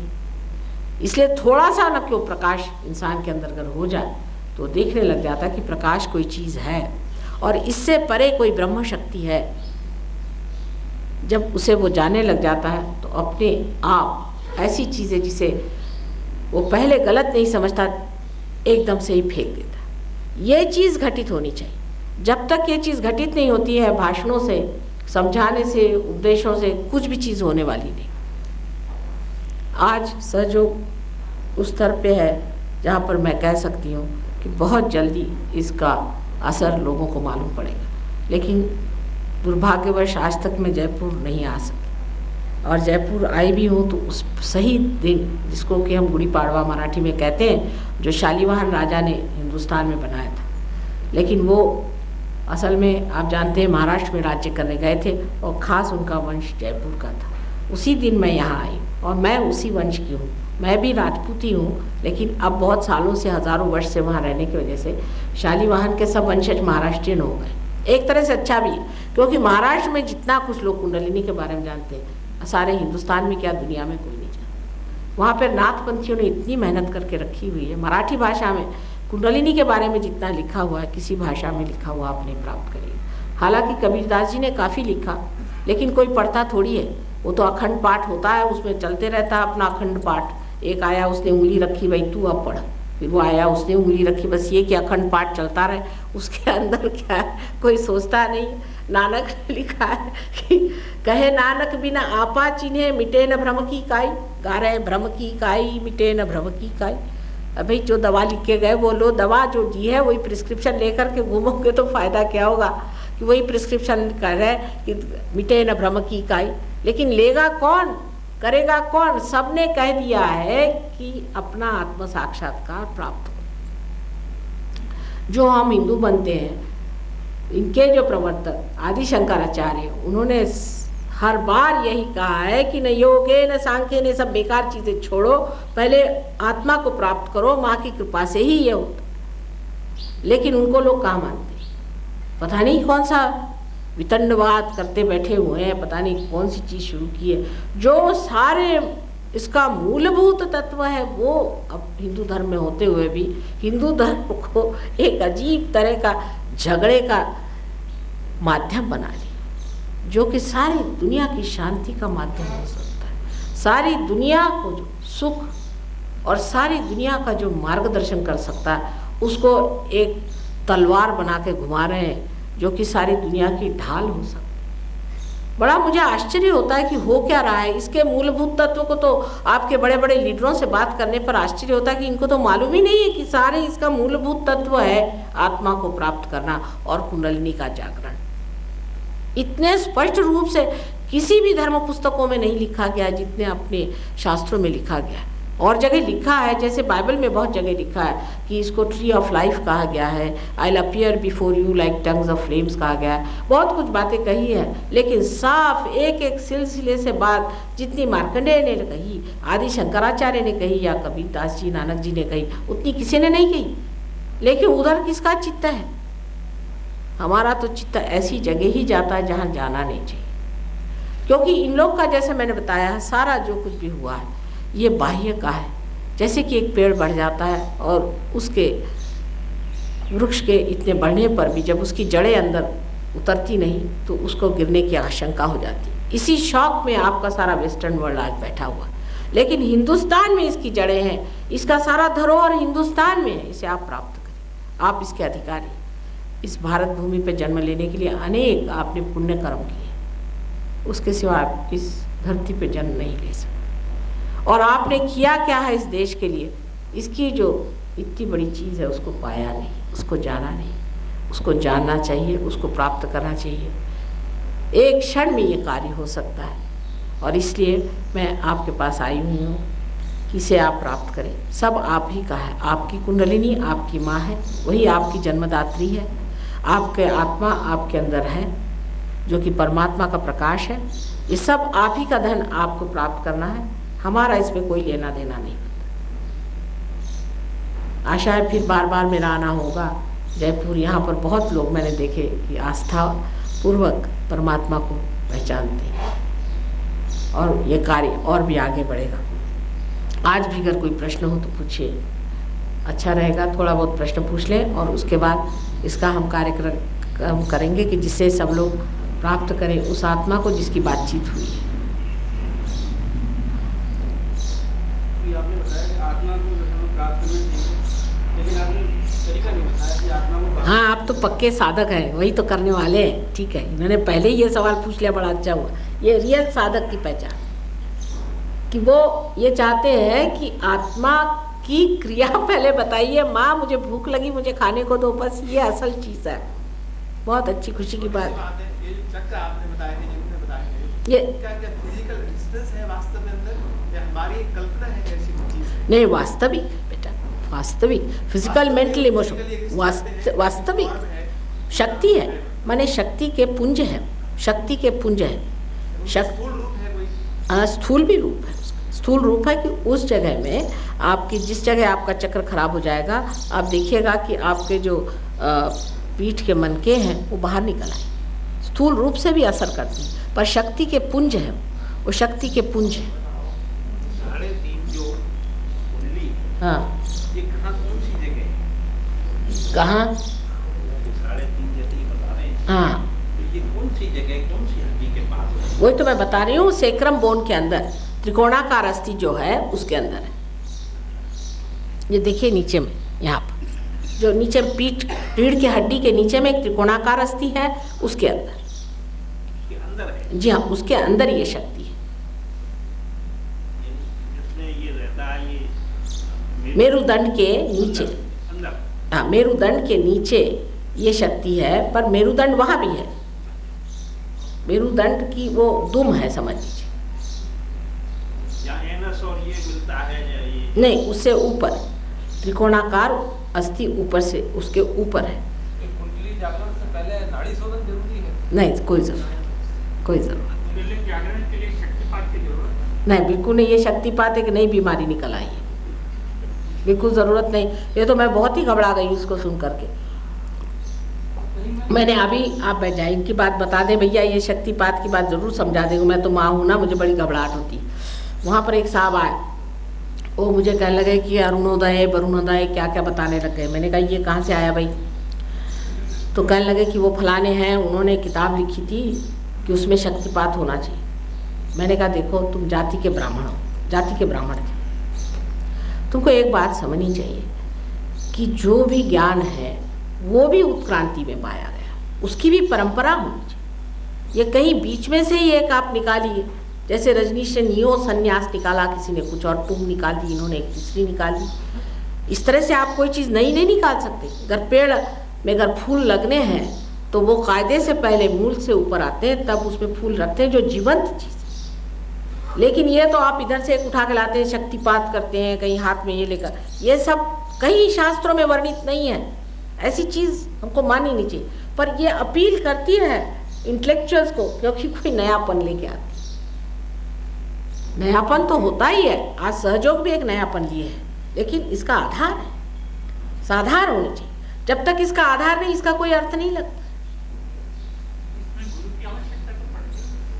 हाँ, गुरु की आवश्यकता है, लेकिन माँ जो है वो एक प्रकार की गुरु ही समझ लीजिए। लेकिन हम अपने को गुरु गुरु नहीं मानते, क्योंकि जैसे अब अभी हम आए तो आपने कहा कि माँ आप आ गए तो हम कैसे बैठे, ठीक आपने कहा, लेकिन कोई माँ के सामने खड़ा थोड़ी होता। माँ के सर पे भी बैठी है तो भी माँ है, चाहे पैर पे भी आई है तो भी माँ। माँ और गुरु में बड़ा अंतर, बहुत बड़ा अंतर है। हम तो देखते हैं कुछ कुछ गुरुओं को तो वो तो मार हालत खराब, जो असल है हालत खराब कर देते हैं। किसमें? शिष्ण के ऊपर। हाँ, ये पॉइंट आपने ठीक कहा, ये पॉइंट ठीक कहा, बहुत ज़रूरी चीज़ है, इसको मैं समझा दूँ तो समझ गए ना। तो वो नहीं, आपकी बात ज़रूर है। ये बड़ा कन्फ्यूजन है कि ऊपर है या नीचे है। ऊपर, नीचे में जो है वहाँ पर मूलाधार चक्र है जिसमें गणेश जी बैठे, ऊपर में गौरी का स्थान है जो कन्या का है। ये बड़ी गड़बड़ कर दी है लोगों ने, क्योंकि हो सकता है माँ स्वरूप होने की वजह से, हम ऐसा एकदम नहीं कहेंगे कि इतने महादुष्टि रहे होंगे, लेकिन गलत फहमी। इन्होंने गणेश जी को सूंड को समझा होगा कि ये कुंडलिनी, क्योंकि बाह्य से देखा, अंदर से तो गए नहीं।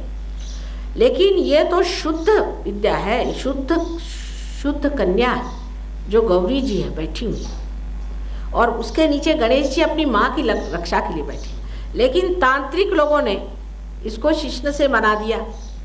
और जब आप सोचिए कि माँ को किस लेवल पे ले आए।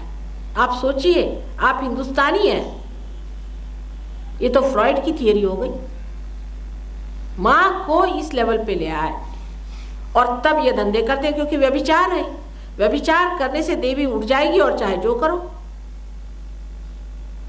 यही तांत्रिकों ने कमाल करके रखी है कि त्रिकोणाकार अस्थि के नीचे में गणेश जी बैठे हुए अपनी माँ की लज्जा रक्षण कर रहे हैं। वो छोड़ करके उसको शिष्ण पे बिठा दिया तो हो गया। आपने माँ को कहाँ बिठाया? हिंदुस्तान में ऐसा आदमी मुश्किल से मिलेगा जो माँ की पवित्रता नहीं जानता है। हाँ? यही सब सिखाते हैं शिष्ण में बैठी हुई, यही तो सब है। एक बात और साहब, हम कुछ यहाँ पर थोड़े से व्यक्ति पढ़े लिखे हैं, जब मैगजीन बुक्स वगैरह हम थोड़े से लोग पढ़ते हैं, खासकर हमारे भारत देश के अंदर जहाँ पर 80% लोग ABCD या कैठे नहीं जानते। सुबह से शाम तक काम करके अपने जीवन 80 साल 70 साल गुजार देते हैं, तो इसका क्या अर्थ हुआ कि उन लोगों का जीवन बिल्कुल व्यर्थ गया? नहीं, बिल्कुल भी नहीं। उस पर आपके क्या कमेंट्स हैं? नहीं, वो तो सभी ज़्यादातर वो सहयोग में आते हैं बनिस्बत इसके कि जिन लोगों के पास समय है। जिनके पास समय वो तो क्लबों में रहते हैं, जिनके पास समय नहीं है वही आते हैं। लेकिन सहयोग की एक विशेषता ये है कि जब आप इसको प्राप्त करते हैं, जैसे हम देहातों में ज़्यादातर बेटे काम करते हैं, शहरों में कम, और देहात में जब लोग आते हैं, पार हो जाते हैं, एक तो उनकी गंदी आदतें सब छूट जाती हैं, सब उनके व्यसन छूट जाते हैं, और इतना आदमी डायनामिक हो जाता है कुछ पूछे। एक बार ऐसे जा रहे थे खेती में, देखा एक खेत बड़ा लहलहा रहा था। हमने कहा ये किसका खेत है? तो कह ले एक सहयोगी का। मैं कहा अच्छा, क्या किया? कह ले कुछ नहीं माँ, इसमें मैंने चरणामृत थोड़ा डाल दिया था मेरे इसमें, उसके वाइब्रेशन से ही ये इतना लहलहा गया। तो एक ऑस्ट्रिया के हमारे सहयोगी था, मैंने उससे कहा कि अच्छा तुम इस पर एक्सपेरिमेंटेशन करो। उसने एक्सपेरिमेंट किया, वो इतना हैरान हो गया कि जब उसने पानी, सादा पानी दिया तो मेज़ पर उसने किया था, जिसको भुट्टा कहते हैं। भुट्टे का पेड़ इतना ऊंचा था, जिस वक्त उन्होंने वाइब्रेटेड पानी किया इतना ऊंचा, उसके उसने फ़ोटो बनाए। और ये बड़ा भारी एक साइंटिस्ट है जो कि UN में एम्प्लॉयड है, और उसने उस पर पेपर लिखा हुआ भी, गवर्नमेंट ऑफ इंडिया को हम भेजने वाले, पर वहाँ किसके पूछने वाला, कौन देखने वाला? उनके टाइम ही नहीं, सबको दूसरी बीमारियाँ हैं। यहाँ तो किसी को टाइम ही नहीं है ना। जो लोग पूरे दिन काम करते हैं उनको टाइम है भगवान के लिए, लेकिन कहा जाता है कि जो व्यक्ति अपनी रोटी 24 घंटे में से कम समय में कमा लेता है, उसी के दिमाग में ये अधिकतर बातें आती हैं खुराफाती। कि ईश्वर क्या है, भगवान क्या है। नहीं, उनके कम आती। जो व्यक्ति सुबह से शाम तक अपनी मेहनत करता है, उसको ज्यादा आती है बेटे। अपने काम को रखते हुए और किसी बात का ध्यान नहीं करता, इसका केवल उस व्यक्ति के जीवन अपने आप मोक्ष किसी ऊपर की शक्ति से वो अपने पुनर्जन्म के चक्कर से बच जाता है। क्या ऐसा माना जाए? नहीं, ऐसा नहीं। जो लोग बहुत काम करते हैं, जिसको आप कह रहे हैं वर्कहॉलिक जिसे कहते हैं, उनकी बात तो नहीं कर रहे हैं। नहीं सर, जो नहीं, मतलब देहात में जो लोग हैं, जी हाँ, अब देहात के लोगों की बात, अपना देश तो देहात में रहता है। देहात। हाँ, तो देहात के लोग जो हैं वो तो बहुत आसानी से पार हो जाते हैं, और होने के बाद डायनामिक हो जाते हैं। लेकिन जो शहरों में वर्क अल्कोहलिक्स हैं, उनका इलाज तो कोई भी नहीं कर सकता, वो भी नहीं कर सकते, वो तो बेकार है। लेकिन दूसरे जो कि जिनके पास फुर्सत ज़रूरत से ज़्यादा है, जैसे जो घड़ी बांध करके हमेशा घूमते हैं, उनसे पूछे कि मुझे लंदन जाने का है। भाई क्यों इतनी मारा मार क्यों? मुझे वहाँ जाकर बॉल अटेंड करने का। आधा टाइम आप सोच लीजिए, हम लोग, अब हमारी उम्र अब 64वां साल हमारा चल रहा है, हमने ज़िंदगी काफ़ी देख ली। पहले न तो इतनी पार्टियाँ होती थी, न कुछ होता था, असली दोस्ती रहती थी। आजकल रोज़ ही पार्टी, इसके घर खाना खाने जाओ, उसके घर खाना खाने जाओ। लंदन में तो 5-5 रिसेप्शंस अटेंड करने पड़ते हैं। टाइम बर्बाद करने का पूरा इंतज़ाम करने के बाद हम क्या कहें कि हमारे पास टाइम नहीं? टाइम तो बहुत ज़्यादा हो गया है, क्योंकि सब चीज़ें सहूलियत से मिलने लगी। आपके सब चीज़ें इतनी सहूलियत हो गई, आपका खाना आसानी से पकने लग गया है, आपको चीज़ें इतनी सहूलियत से मिलती, लेकिन बर्बाद करने का इंतज़ाम भी बहुत हो गया। हम इतना टाइम बर्बाद करते हैं सुबह से शाम तक, जिसकी कोई हद नहीं। पर अगर कोई सोचे कि थोड़ा सा समय परमात्मा के लिए देना है, तो इतने से क्षण में भी परमात्मा आपके साथ हो सकते हैं। आप बोलिए। माँ है जो सेक्स के द्वारा बच्चों को जन्म देती है, माँ सेक्स के द्वारा बच्चों को जन्म देती है, कट या तो कहा जा सकता है, लेकिन आपने कुछ ऐसे कहा से अवांछनीय हो। माँ सेक्स से जन्म देती है, ये तो गलत स्टेटमेंट हुआ बेटा। स्टेटमेंट गलत हो, स्टेटमेंट गलत। तो है ही सेक्स का, मतलब आपने कुछ ऐसे कहा से नहीं, सेक्स बुरी बात तो मैंने नहीं कही, मैंने नहीं कही। लेकिन पत्नी के साथ सेक्स होता है, माँ के साथ तो नहीं। बच्चे को जन्म देती है। हाँ, बच्चों को जन्म देना सेक्स का काम नहीं, बच्चे को जन्म देना सेक्स का काम नहीं है। सेक्स तो पति पत्नी में होता है ना, बच्चे से तो नहीं होता। बच्चे से तो पवित्र रिश्ता है। हाँ, पत्नी होती है, लेकिन पवित्र रिश्ता है। माँ से तो पवित्रता है, ये तो मानना चाहिए। इसको कुंडलिनी जागृत होने से क्या अंदरूनी गर्मी बढ़ती है और ये बाहरी जो बॉडी टेम्परेचर कम? कुछ नहीं, बिल्कुल नहीं होता। ये तो गलत लोगों के पास जाइए, जो कि माँ से ही खेलते हैं उनको होता है, जो गलत काम करते हैं उनसे ही होता है, जो इस तरह की चीज़ें करते हैं जिनका चरित्र स्वयं ठीक नहीं है, उनसे होता है। वो लोग ऐसे लोगों के पास जाने से न जाने क्या क्या, एक साहब के तो पूरे यहाँ से यहाँ तक मैंने ब्लिस्टर देखे और कहले मेरी कुंडलिनी जागृत हुई। दूसरे था पागल जैसे दौड़ रहे थे और मैंने कहा क्या होगा, कहले मेरी कुंडलिनी जागृत हो गई। मैंने कहा ये कैसे, तो कहले बस जैसे कोई बरैया मुझे काट रही है, सब बरैया मेरे बदन में काट रही और सारी दुनिया भर में पागल जैसे घूम रहे थे। मैंने कहा ये किसके पास गए, कहले वो फलाने साहब थे तो उन्होंने मेरी कुंडलिनी जागृत की। तो मैंने कहा उनकी हुई थी, कहले उनकी भी ऐसी हुई थी। मैंने कहा अच्छा तो फिर तुम क्यों गए उसके पास, जब उनकी ऐसी कुंडलिनी जागृत हुई तो वो तुम्हारी भी ऐसी करेंगे। भाई जब सामने का आदमी ऐसा हो रहा है तो तुम कहे उसके पास गए। लेकिन इंसान बड़ा अजीब है, शराब खाने से आदमी आता है गिरता है उसके सामने और ये उसको लांग कर अंदर चला जाता है। इंसान की बुद्धि का क्या करें। अगर वैसे ये कुछ ऐसे होते हैं जैसे बरैया काट रही, जैसे जब कुछ ऐसा साधना की तरफ जाता है आदमी, हाँ गलत चीज की तरफ चाहिए तो होगा ही, अगर मर्यादा आप लांघिए तो होगा ही, तो होता है ना। ये सब दुनिया भर की चीजें होती है पर वो तो गलत चीज है ना। गलत चीज से आप नहीं है क्या कि कुंडली जागृत हो रही है, अगर वो ऐसा कुछ हो रहा है, ये बरैया काटने जैसी स्थिति आ रही है, तो ये क्या उसका कुछ पहचान है कि हाँ ये जागृत? नहीं बिल्कुल नहीं। उसकी पहचान एक ये है कि आपके सर में से यहाँ तालू में से ठंडी ठंडी हवा आती, हाथ में ठंडी ठंडी हवा, ये इसकी पहचान। चारों तरफ इसकी ठंडी शीत, उनको सलीलम सलीलम वर्णन है, सलीलम सलीलम, चारों तरफ ठंडा ठंडा सा नजर आता है। ऐसा कोई शरीर में दर्द पैदा होती हो? नहीं कुछ नहीं, दर्द वर्द कैसे, ये आपकी माँ है वो सारा दर्द नहीं, जैसे ये कंपन पैदा नहीं होना नहीं चाहिए। अगर कोई गलत चीज़ हो अंदर तो थोड़ा कंपन हो जा सकता है, थोड़ा बहुत होता है। अगर कोई अंदर गलत चीज़ है उसको सही करने में थोड़ा बहुत होता है कंपन, लेकिन ऐसा कोई दुखदायी नहीं। ये कुंडली जागृति जो होती है वो कुछ समय के लिए होती है, परमानेंट टाइम के लिए? परमानेंट बेटे हाँ और क्या। इसका अनुष्ठान क्या है? अब बता तरकीब इसकी। वही तो तरकीब ही तो बताने आए हैं। तरकीब तो जाने कब वो कुछ होगा जब मालूम पड़ेगा, मगर इसका शुरुआत कैसे किया था इसमें पहले आपको यही बताना है। पहले इनके सवालात तो हो जान दीजिए। आप ठीक कह रहे हैं, बिल्कुल आप सही हैं। तो स्कूल में पहले जाकर के बैठे तो कक्का श्री राम जी हम तो सीखना चाहते हैं पहले, ये तो बड़ी बात है। बड़ी बात, वो बड़ी बातें काहे करने की, सही बात कह रहे हैं भाई। अगर आपको दिया जलाना है तो बताइए बटन कहाँ है, ठीक करो। बाद में सीखते रहेंगे कहाँ से लाइट आई क्या हुआ। ठीक बात कह रहे हैं आप बहुत सही आदमी हैं। यही है, यही जो मैं कहती हूँ कि हिंदुस्तान के देहातों में ये चीज़। इसका बड़ा प्रूफ ये होगा सबसे कि जिस समय वो अनुभूति आएगी उसमें कोई संदेह नहीं रहेगा। हाँ मस्तिष्क या दिमाग अपने आप कहेगा ये हो गया बस। और आप अपना सर्टिफिकेट दीजिए, हमें नहीं देने का, बस सीधी बात। अभी आपके यहाँ ऐसे बहुत से लोग हैं जिनको अनुभूति आ गई है, लेकिन अभी आपको नहीं आई। और सही बात है कि अनुभव शून्य की बात क्या की जाए, ये तो सब अनुभव शून्य बात है। तो अनुभव को पाए, जैसे आपने कहा ये तो बुजुर्ग है और ये समझदार आदमी, ये समझदारी की बात है, बिल्कुल समझदारी की बात है। आपके विषय में पढ़ा था कि आप छूकर एहसास करा सकते हैं। अरे बेटे उसकी ज़रूरत नहीं, वो किसी को किया होगा छू छा के तो उन्होंने लिख दिया होगा, लेकिन छूने की कोई ज़रूरत नहीं। हाँ कोई कठिन जीव होंगे तो उनको छूना भी पड़ा होगा, क्या करें, कभी कभी तो हाथ तोड़ने पड़ते हैं। हाँ ये कोई नहीं, कोई नहीं अभी सबकी, बच्चों की तो सबसे पहले होती है।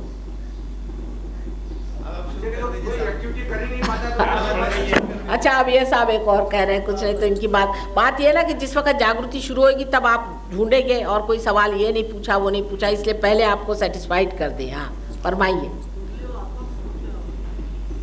क्या करें। कुंडलिनी और आत्मा में संबंध क्या है? कुंडलिनी जो है ये आदिशक्ति है, आदिशक्ति का हमारे अंदर प्रतिबिंब है। और आदिशक्ति जो है ये परमात्मा की शक्ति है, और परमात्मा का प्रतिबिंब हमारे अंदर आत्मा है। समझ गए? परमात्मा की जो शक्ति है वो आदिशक्ति, सदाशिव की शक्ति को आदिशक्ति कहते हैं, परमात्मा की शक्ति। क्या कह रहे हैं?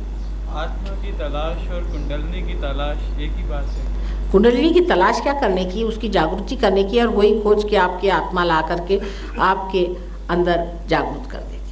उसकी तलाश करने की जरूरत है, किसी चीज की तलाश नहीं। जैसे कुंडली आगे चलते चोट करने लगे तो रास्ते पे अछूते नहीं रहते होंगे।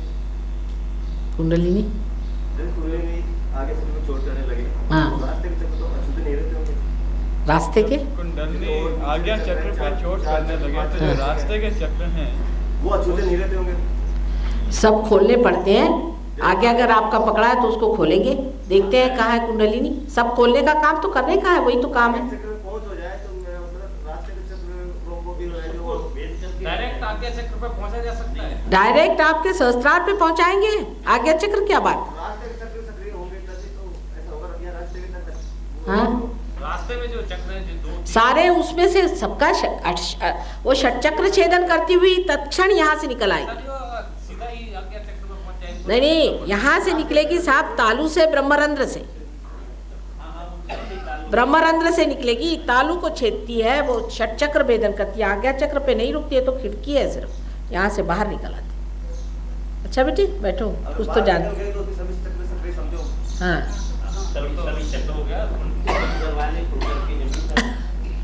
ये बैठे हैं, 2-4 इनकी निकल आई है, इनसे तो पूछ लीजिए। क्रिया करने में किसी का मतलब जो इक्विलिब्रियम हो सकता है, मतलब क्या नहीं होता? आदमी अरे नहीं साहब, आप सुकृत हो जाते हैं, विकृत क्या होंगे? कोई जरूरी थोड़ा है कि हर आदमी जो है उसको रियलाइजिंग करके जो है अपने आप को इक्विलिब्रियम में रख सके। क्यों नहीं? कोई आदमी शायद ऐसा नहीं होता कि जो उसको प्राप्त नहीं कर पाए और अपने आप को लूज कर दे, विकृत हो जाए, ये कैसे होगा? उसको आपसे मुझे क्या पता। आप तो ऐसी बात कर रहे हैं जैसे समझ लीजिए आपने बीज को बोया, तो वो क्या बीज जब अंकुरित होता है तो वो विकृत कैसे होगा? बीज तो कहीं उगते भी नहीं था। नहीं उगते तो नहीं, वैसा तो है ही। कुछ लोग तो पार नहीं होते, ये तो बात सही है। नहीं होते, चलो मेहनत करेंगे। आज नहीं होंगे कल हो जाएंगे, कल नहीं होंगे परसों होंगे। हम तो मेहनत के लिए बैठे हुए हैं, उसमें घबराने कौन सी बात है? आप जरूरत से ज्यादा घबरा आप पार हो जाइएगा, बस पहले पार हो जाओ। अब बस अच्छा बोलो क्या बात, क्या करें? जागृति का तरीका वही तो बता रहे हैं, अभी उसके लिए तो समय नहीं दे रहे हैं, पहले इधर उधर की बात कर रहे हैं। अच्छा चलिए, बस वही बात ठीक है। जो बात आप कह रहे हैं सही कह रहे हैं कि पहले जागृति होनी चाहिए और कुछ नहीं चाहिए, ये तो सही बात कह रहे हैं, यही तो चीज है। हाँ अच्छा, कुछ लोग सामने बैठ जाए आराम से,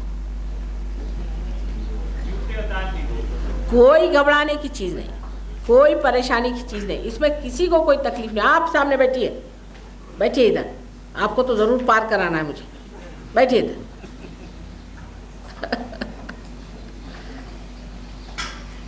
आइए पीछे जरा कुर्सियां खींच लीजिए, जितने आगे बैठना बैठे, नहीं बैठना इसमें बैठ सकते बैठ जाइए, ऐसी कोई बात नहीं, पर जहाँ तक हो सके आगे की तरफ आ जाए तो अच्छा रहेगा। अगली आगे कुर्सी में आ जाए जो लोग।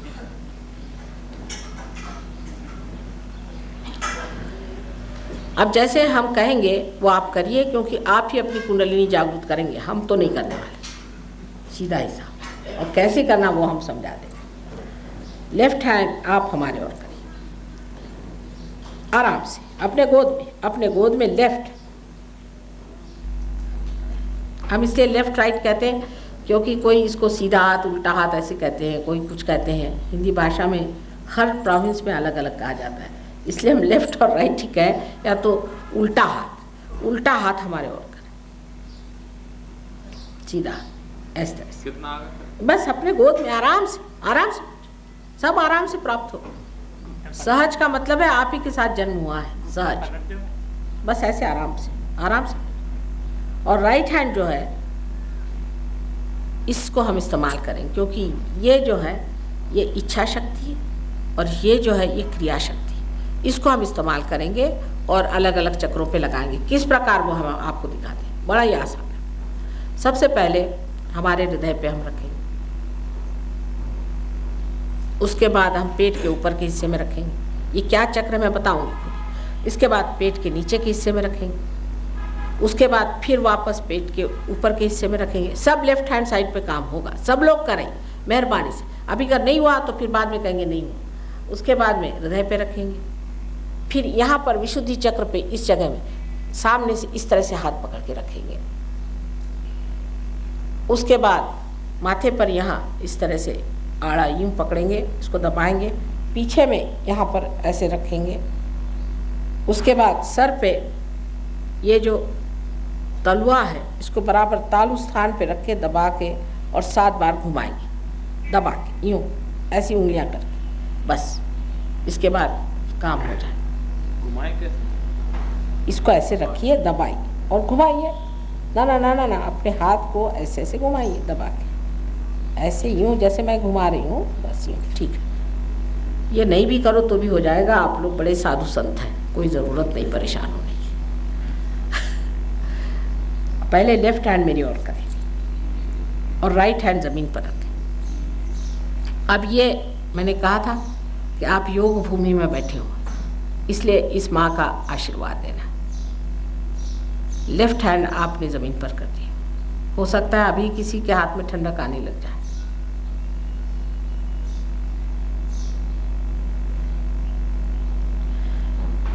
अब राइट हैंड मेरे ओर करें, सूर्य संतुलन के लिए, और लेफ्ट हैंड इस तरह से, राइट हैंड मेरे तरफ, ये सिर्फ संतुलन के लिए।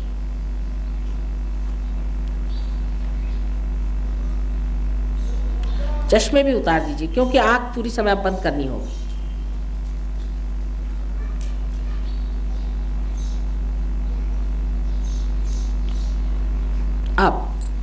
अब लेफ्ट हैंड मेरी ओर करें, अब आंख बंद कर लें, लेफ्ट हैंड मेरी और आंख बंद कर। इसके बाद आंख न खोलिएगा जब तक मैं नहीं कहूँगी आंख न खोलें, क्योंकि ये अंतर योग है। सब लोग करें कृपया, कोई देखने के लिए न बैठे, सबको करना चाहिए। यहाँ देखने के लिए न बैठे, जिनको देखने के लिए बैठा है उनसे हाथ जोड़ना है कि आप लोग तशरीफ़ ले जाइए। यहाँ देखने का कुछ नहीं है, आप मेहरबानी से तशरीफ़ लेते जाइए। यहाँ जिनको ध्यान करना है वही बैठे, क्योंकि दूसरे लोग डिस्टर्ब हो जाते हैं। इसलिए कृपया सब लोग ध्यान में आए, कृपया। नहीं, मेहरबानी करिए, हाथ के ऊपर हाथ रखिए। नहीं, लेफ्ट हैंड इस तरह, मेहरबानी करिए, कोई ज़बरदस्ती करने की ज़रूरत नहीं। अगर आपको ध्यान नहीं करने का तो आप लोग चले जाइए। हाँ, क्यों, क्या बात? हाँ, के लिए गया। अच्छा, ठहरते हैं, कोई बात नहीं, आने दीजिए, वो जब भी आएंगे हो जाएगा। अच्छा, घबराएं। देखिए ये आतुरता देखिए, ये सादगी देखिए, ये सादगी देखिए। इस सादगी पर मनुष्य जब तक नहीं आता तब तक उसके साथ कुछ नहीं हो सकता। जो लोग सादगी में नहीं रहते हैं वो ज़िंदगी की सारी परेशानियों में फंस जाते हैं। कैंसर की बीमारी, इसकी बीमारी, उसकी बीमारी, सारी चीज़ें उससे पड़ जाती हैं। अच्छा, अब कोई हाथ नहीं, आप लेफ्ट हैंड मेरी ओर रखें, मेरे इस तरह से रखें लेफ्ट हैंड। अब राइट हैंड हृदय पे रखें, आंख बंद करें। हृदय में आपके आत्मा का वास है, इसलिए एक सवाल मुझसे आप पूछे 3 बार पूर्ण विश्वास के साथ। माँ, क्या मैं आत्मा हूँ? मन में पूछिए, माँ क्या मैं आत्मा हूँ? मन में पूछिए, पूर्ण हृदय से।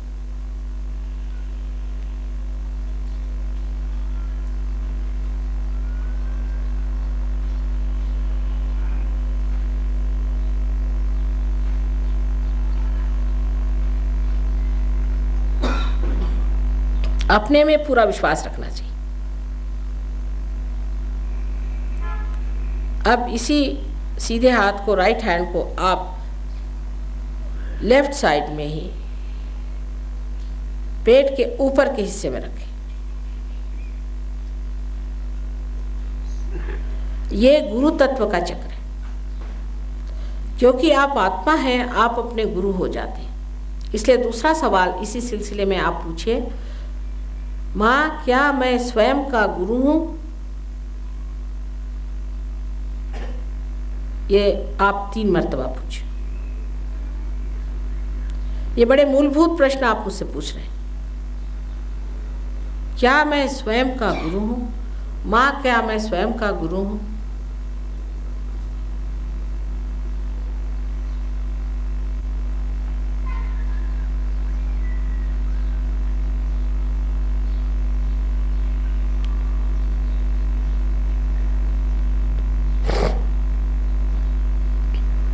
आप क्यों नहीं कर रहे भाई साहब?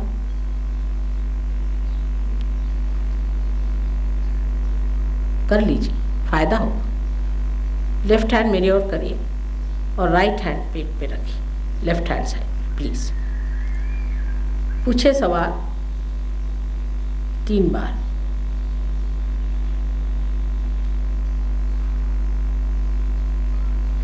अब इस राइट हैंड को आंख बंद रखें और चश्मा उतार लें, क्योंकि आंख में अच्छा असर आएगा। अब इस राइट हैंड को आप पेट के नीचे के हिस्से में रखें। अब एक बात जान लीजिए कि प्रसन्न चित्त होना चाहिए।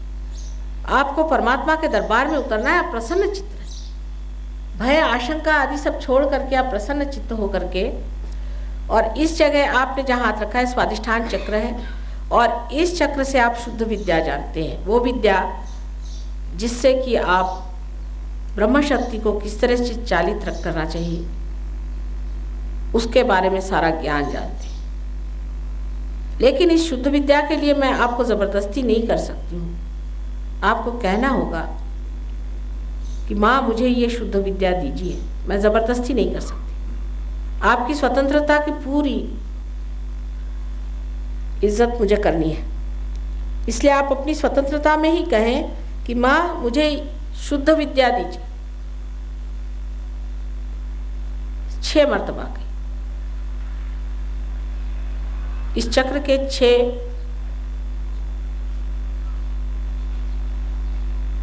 जैसे कमल की पंखुड़ियां होते हैं उस प्रकार इसकी 6 पंखुड़ियां। माँ मुझे आप कृपया शुद्ध विद्या दीजिए।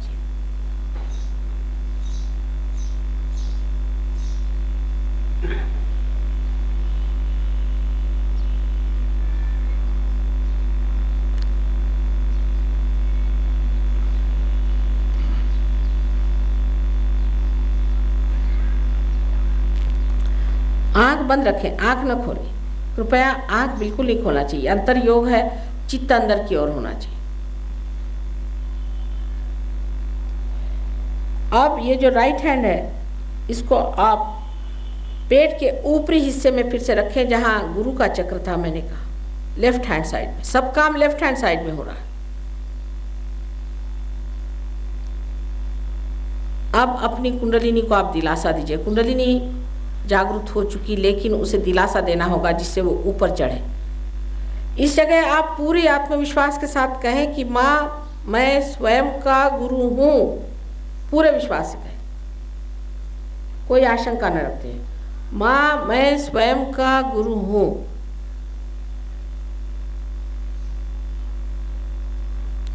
सर में से टोपी आदि निकाल लें, क्योंकि माँ के सामने क्या टोपी डालने की, और फिर ब्रह्मरंध्र छेदना है ना।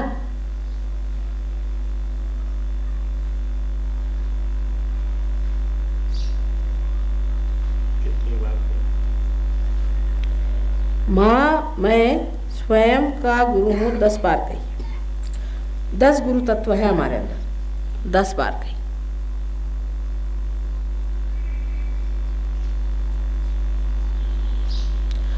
पूर्ण विश्वास के साथ कहा जाए।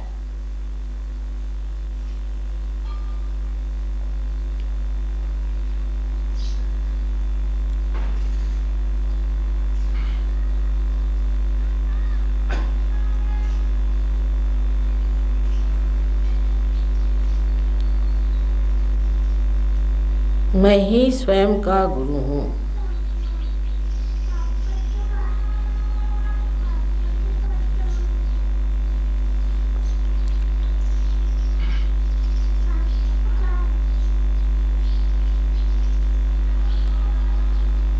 अब इस राइट हैंड को हार्ट पे रखें। हार्ट में आत्मा का स्थान मैंने आपसे कहा है। पूर्ण विश्वास के साथ आप कहिए माँ मैं आत्मा हूँ।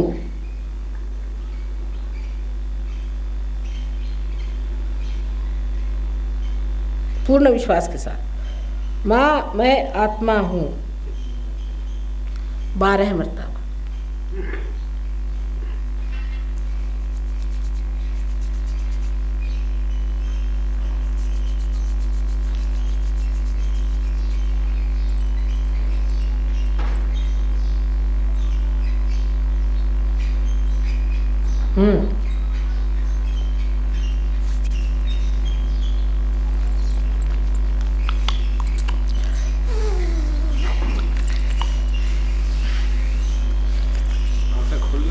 ना ना, आंखें बंद रखिए। आप सब आगे बोलिए। हाँ अच्छा, अब आप थोड़े शांति करें, क्योंकि सबको देखना है ना, सबको साथ लेके चलना है। कुंडलिनी बैठ जाए सबकी हृदय चक्र तक, फिर आगे चलेंगे। अच्छा, आप इत्मीनान से रहिए, एकदम से भागना नहीं, आराम से सबके साथ चलना। अच्छा, आँख नहीं खोलिए। अब अपना हाथ जो है अपने कपाल पे रखिए, अपने विशुद्धि चक्र पे रखें। विशुद्धि चक्र जो है ये हमारी गर्दन और हमारा कंधा, इसके कोण में लेफ्ट साइड का विशुद्धि चक्र है। इस पे जोर से पकड़िए, पीछे की तरफ हाथ ले जाएं ज़रा कुछ और जोर से दबा के पकड़िए।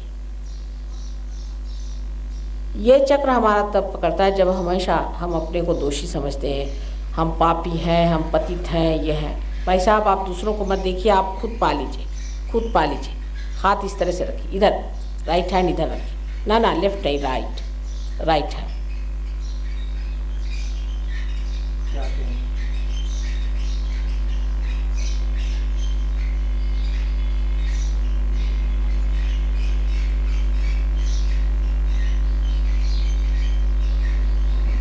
इस तरफ से इनसे भी कहिए, ये भी एक महाशय। आप सामने से हाथ लीजिए, हाँ गर्दन से घुमा के, हाँ सामने से, इनसे भी कहिए।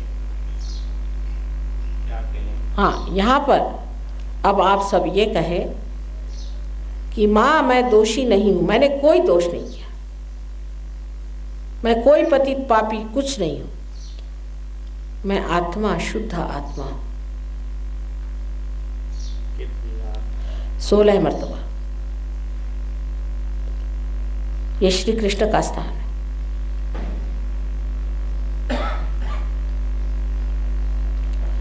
आपको पता होना चाहिए कि परमात्मा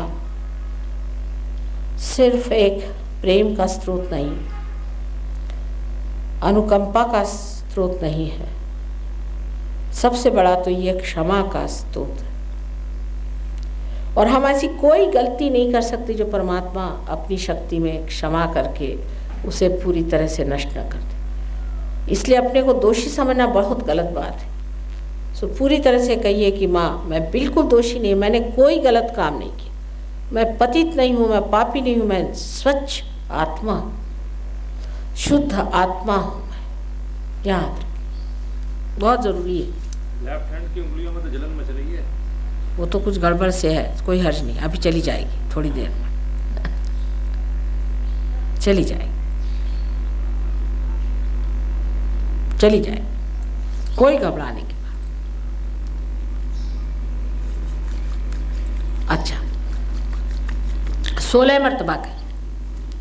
अब पूर्ण हृदय से, चाहे एक ही मर्तबा हो चाहे 2 ही मर्तबा हो, पर पूर्ण हृदय से आप अपना हाथ सर के ऊपर, जहाँ पर कपाल जिसे कहते हैं, उस पर रखिए और दोनों तरफ से दबाइए। जैसे सर दर्द होता है तो हम लोग दबाते हैं, इस जगह पूर्ण हृदय से आप एक बात कहें, चाहे 2 बार चाहे 3 बार, कि माँ मैंने सबको माफ़ कर दिया। पूर्ण हृदय से कहें, ना ना कपाल, कपाल पे रखें, सर पे नहीं, कपाल। कपाल किसे कहते हैं आप?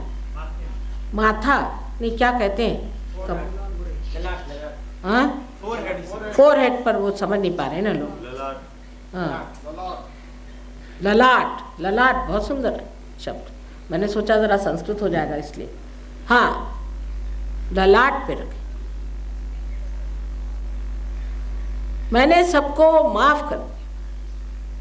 क्योंकि हम जब किसी को माफ़ नहीं करते तो कुछ नहीं करते हैं, और करते हैं तो भी कुछ नहीं करते हैं। लेकिन जब नहीं करते हैं तब ज़रूर कोई आदमी जो कि हमें सता रहा है, परेशान कर रहा है, उसके हाथों खेलते हैं। इसलिए कृपया आप पूर्ण हृदय से कहें कि माँ हमने माफ़ कर दिया। ये ना कहें कि मुश्किल है, एकदम कह दें कि माँ मैंने माफ़ कर दिया। हृदय से कहें, मैं खुद जान जाऊंगी आपने कहा या नहीं कहा। कितनी बार की बात नहीं, 1 बार कही चाहे 2 बार कहिए, पर पूर्ण हृदय से कहें। हाँ, अब ये राइट हैंड आप पीछे की तरफ ले जाए। अब एक ही बार कोई दोष अपने पे न लगाते हुए, न पाप गिनते हुए, न कोई गलतियां गिनते हुए, एक बार परमात्मा से क्षमा मांग लीजिए कि अगर तेरी शान में मैंने कभी कोई बात की हो गलती से भी तो उसे तू क्षमा कर दे। तुम पिता हो हमारे।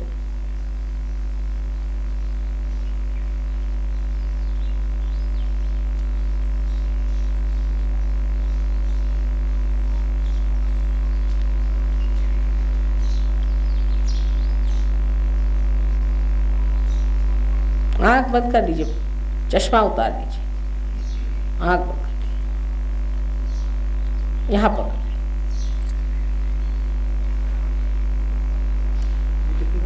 बस। अब इस हाथ को आप तालू के ऊपर रखिए, तालू पर तलवार रखिए। तालू आप जानते हैं ना, जहाँ ब्रह्मरंध्र की स्थिति है, और इसको दबाइए और 7 मर्तबा घुमाइए। इस जगह भी मैं आपकी स्वतंत्रता मानती हूँ कि आपको कहना होगा कि माँ मुझे आप पार कराइए, माँ मुझे आप आत्म साक्षात्कार दीजिए, मैं ज़बरदस्ती नहीं कर सकती।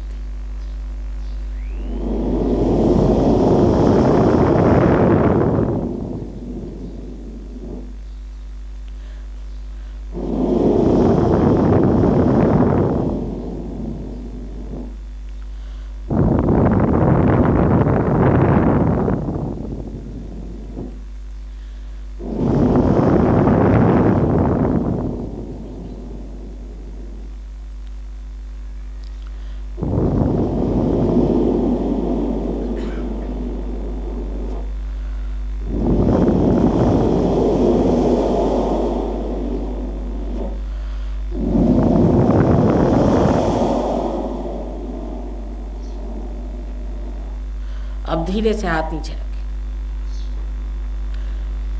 दोनों हाथ मेरी ओर करके आंख धीरे धीरे खोलिए, बहुत धीरे धीरे।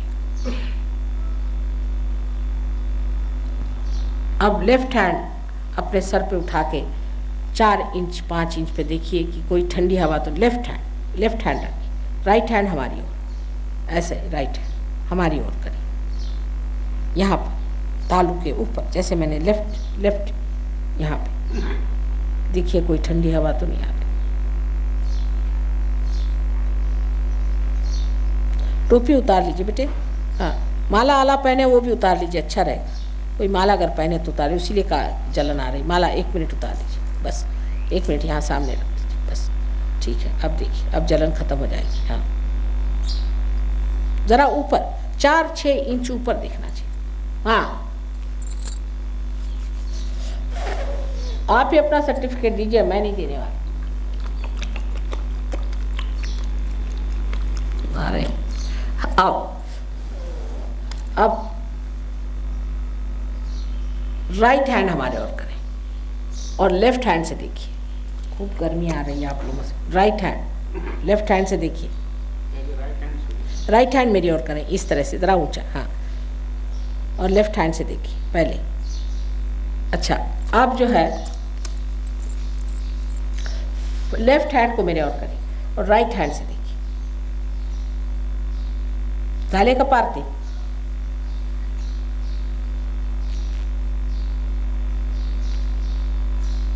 हो गया, आ रही, बहुत सूक्ष्म चीज है, आ गई ना। हाँ ऊपर आएगी आएगी आएगी आएगी बेटा, घबरा बहुत ज़्यादा घबराहट है आप पे, आएगी।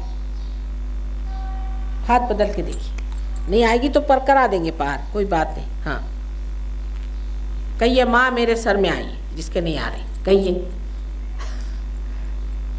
अभी कुंडलिनी आपकी माँ है, आ जाएगी। हाँ आ गया, आ रही, आप क्या आई, आ रही, आ रही है,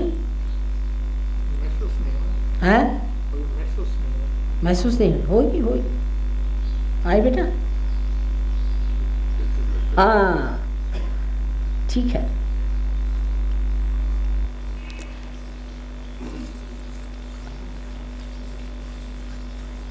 अब एक और चीज करें, हाथ में महसूस नहीं होता है, हाथ को ऊपर करें और गर्दन पीछे करके सवाल करें कि क्या यही वो ब्रह्म शक्ति है जिसके बारे में कहा जाता है? यही परमात्मा की वो चेतन शक्ति है जिससे सारे जीवित कार्य होते हैं? 3 बार पूछिए।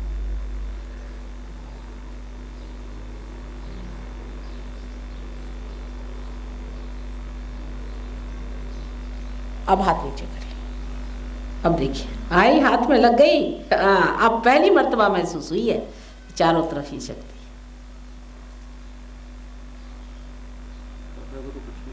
होगा बेटे, तुम चिंता बहुत ज्यादा करते हो, चिंता नहीं, अभी कर देते, तुमको अभी नहीं, समय नहीं लगेगा, घबराओ नहीं, जिसको समय लगेगा उसको लगेगा। आपको हो गई ठीक ठीक कुछ कहना।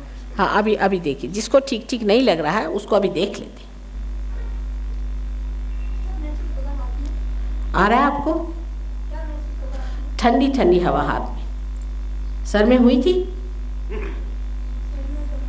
अभी हो जरा बैठिए, थोड़ा इत्मीनान करिए, थोड़ा इत्मीनान। इनको हो गया, इनको हो गया, इनको हो गया। अच्छा, जिन जिनको महसूस हुआ हाथ में या सर में, ऊपर हाथ करें, दोनों हाथ, दोनों हाथ। अब देखिए इतने लोगों को हो ही गया। अच्छा, अब जिनको नहीं हुआ कोई घबराने की बात नहीं, सबको पार कराना है। आइए ऊपर आइए, चलिए एक एक कर, एक एक सबको देखिए, एक एक पैर पे लेना होगा। आइए एक एक आइए, आइए आप पैर पे। आप कौन गुरु के पास गए थे पहले? हम अपने आचार्य श्री राम वही पकड़ा रहे, ठीक नहीं, इसलिए राइट हैंड अपने पेट पे रखो इधर। अब ये कहो, माँ मैं ही स्वयं का गुरु हूँ, पूरी तरह से कहो। माँ मैं ही स्वयं का गुरु। आँख खोल के। माँ मैं ही स्वयं का गुरु। गुरु तत्व की गड़बड़ है, फिर कहिए। माँ मैं ही स्वयं का गुरु। फिर से आँख खोल के कहिए। माँ मैं ही स्वयं का गुरु हूँ। हाँ, माँ मैं ही स्वयं का गुरु हूँ। माँ नहीं हुआ आपका? देखो तो क्या आज्ञा पे पकड़ा, थोड़ी आज्ञा ही पकड़ा।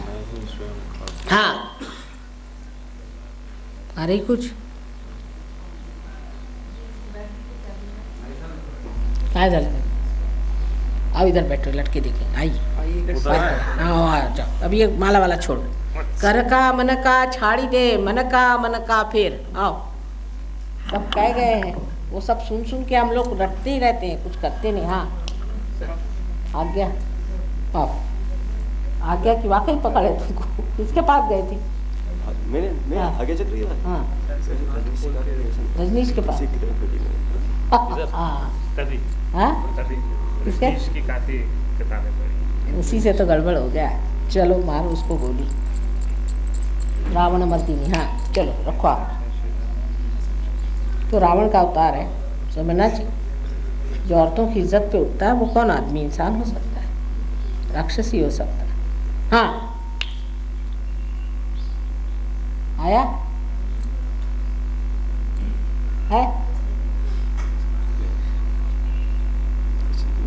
चढ़ गई, चल। अब समझ लो बात। तुम तो कमाल के हो जो मेरे सामने बैठ गए, दूसरे आते तो इनसे पूछो, 3 आए थे वो वही डर गए, उठ ही नहीं पाए बेचारे। अच्छा तो आपका क्या हाल है? तंदुरुस्ती ठीक नहीं? आप ठीक, ऐसी बीमारी लीवर है आपको, लीवर की शिकायत है। अच्छा आप बैठिए, इनको ज़रा बताओ लीवर के लिए क्या करना है। आपको नहीं आया? अच्छा देखिए ऐसे हाथ क्या है, क्या है? आएगा बेटे, घबराओ नहीं, गलत गुरु हो गए थे, कोई नहीं, जरा आराम से, सब लोग आए। आपको नहीं आया?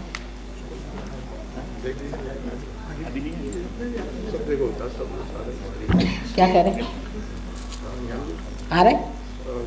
अच्छा ऐसे नहीं आया?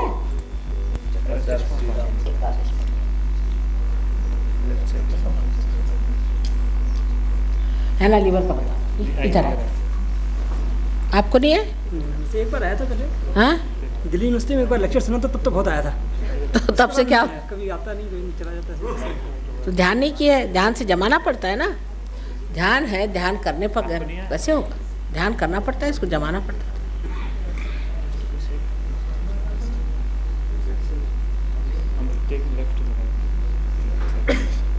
क्या हुआ? नहीं आया? आएगा आएगा सबको।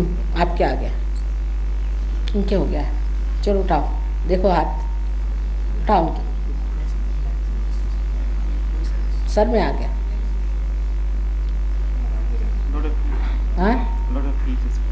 Let it go out, heat है बॉडी, हीट तो है ही। आपके आज्ञा आप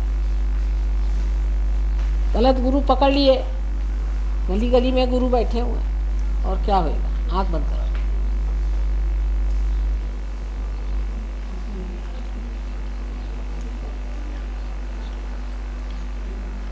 ये हुए कि नहीं? आप नहीं हुए पार? नहीं हुए। अनुभव आपको भी नहीं आया?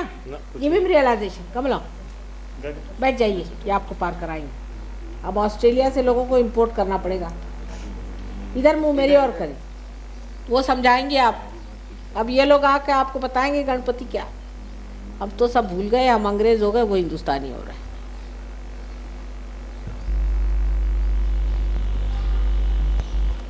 चढ़ी एकादश, सारा एकादश।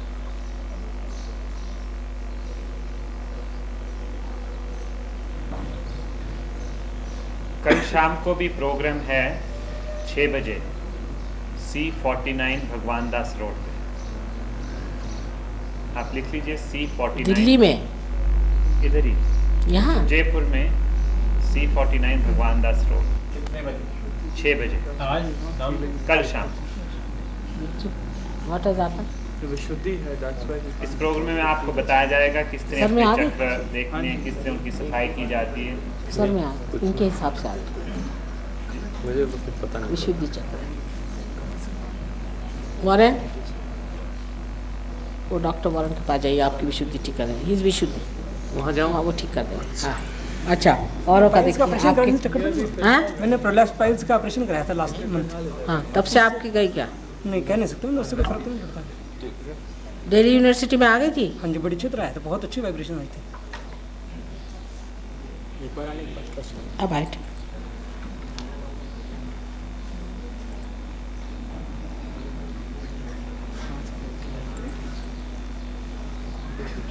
चलो आओ, दूसरों को देते होगा। आओ, इनके सर पे हाथ, इधर आओ, ऐसे हाथ रखो, एक हाथ में लियो।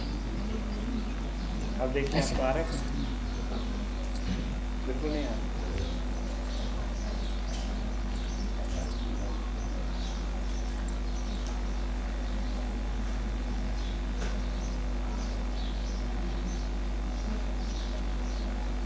हाँ आया, ठंडक आ रही?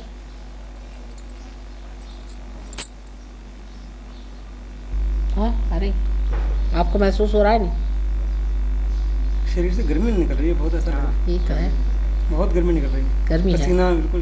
गर्मी बहुत है इनके अंदर। लेफ्ट हैंड राइट, इस पर रखिए, लिवर पे, ये हाथ में छोड़ दीजिए। आइए, अब तो आप समझ रहे हैं, महसूस हो रहा है। तो बात यह है कि पार होने के बाद दूसरों का करना चाहिए, नहीं तो वाइब्रेशंस खत्म हो जाते। क्या करें मतलब? उसके बाद मेहनत करनी चाहिए, लोगों को देना चाहिए। जब दीप जला दिया तो कोई टेबल के नीचे थोड़ी रखना चाहिए। अगर आप दूसरों के साथ दीजिएगा नहीं तो वाइब्रेशन क्यों आपको भगवान देंगे? समझ नहीं आता ना दूसरे की अच्छी तरह। समझ में आ जाएगा। ये अब यहाँ केंद्र खुल रहा है। अच्छा, आप यहीं रहते हैं? नहीं, अब फिर दिल्ली जा रहा हूँ 1 महीने बाद, 1 महीने के लिए यहाँ हूँ। आप भी देखिए। अच्छा, यहाँ रहिए अभी तो ये लोग हैं। अब देखिए आपके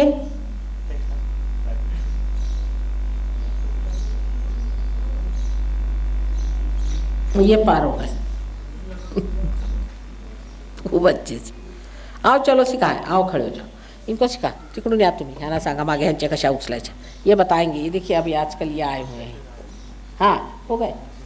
नहीं, हाँ चक्कर पे उठाए, उस पर चल गए, ना भी आ गया, माथे पे आ गया। कहिए माँ मेरे सर में आई, बस माथे पर आ गया कुरान। आपको नहीं? ह्याना सांगा, ह्या लोकांना सांगा कशी उचलायची कुंडलिनी। ह्या गृहस्थाला बघा, हा पार होईल पटकन। काय तुम्ही करा आता पार, सोपं काम है। हाँ हाँ दाखवा, आप भी आइए, आपको समझा देंगे कैसे उठाना। आइए। हाँ एक पे देख लीजिए, आप इन पे देख लीजिए। हाँ आप इन पे देखिए वो कर रहे हैं। आओ पाटणकर यांना पण दाखवा।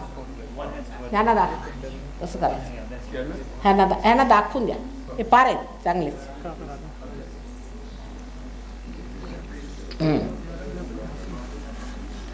क्या हाल, गर्मी निकल रही काफ़ी, बहुत गर्मी है. लेकिन गर्मी बहुत है ना आपके अंदर. ऐसे हाथ रखिए राइट हैंड में. क्या काम करते हैं आप? हाँ, क्या काम? अकाउंटेंट. क्या क्या इनका क्या? व्हाइट पे पल्सेटिंग. व्हाइट पे गुरु कौन है? कोई ना कोई होंगे, किसी के यहाँ गए होंगे. किसी के भाषण में नहीं गए कभी? नहीं. हाँ, वही तो बात है. आप इसको गुरु गुरु गुरु चक्र पे राइट हैंड रखें और कहिए कि मैं ही कि अपना गुरु. हो गया ठीक, चलने लग गया. अब दूसरों को दीजिए. नहीं हो जाएगा. आपको नहीं.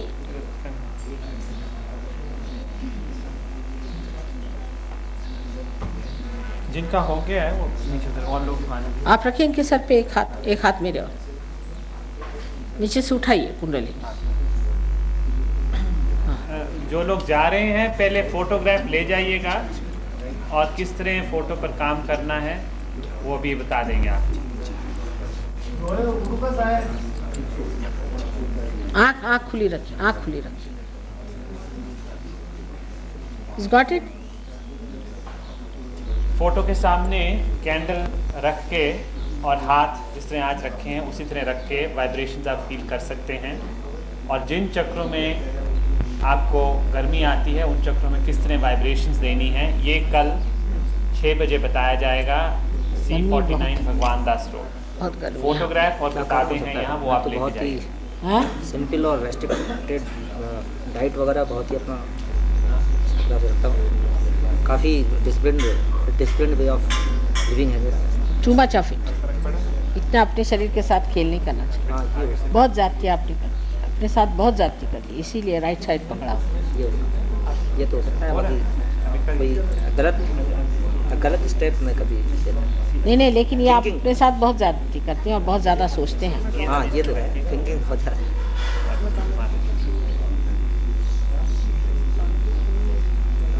अब थोड़ा बेटा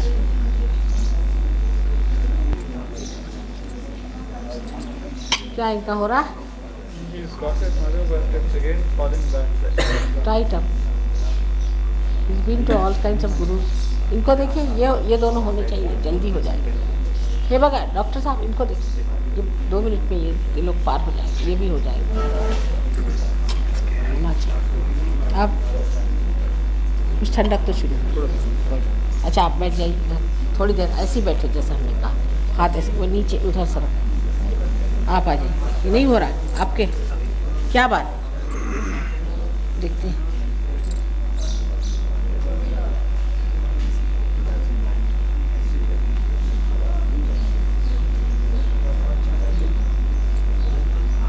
आप क्या करते हैं? डॉक्टर. Eye specialist. पहले ऑस्ट्रेलिया था, मैं आया हूँ 5 साल तक मेलबर्न था. वहाँ से आप अभी आए? अच्छा. हाँ. Varun, there is a doctor from Melbourne.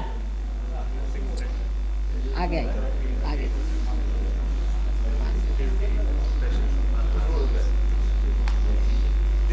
बहुत पसीना आ रहा है.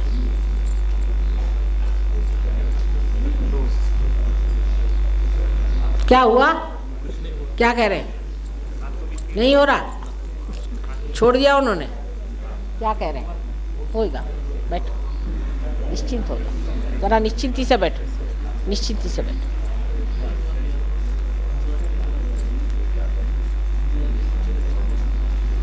आप बोलो.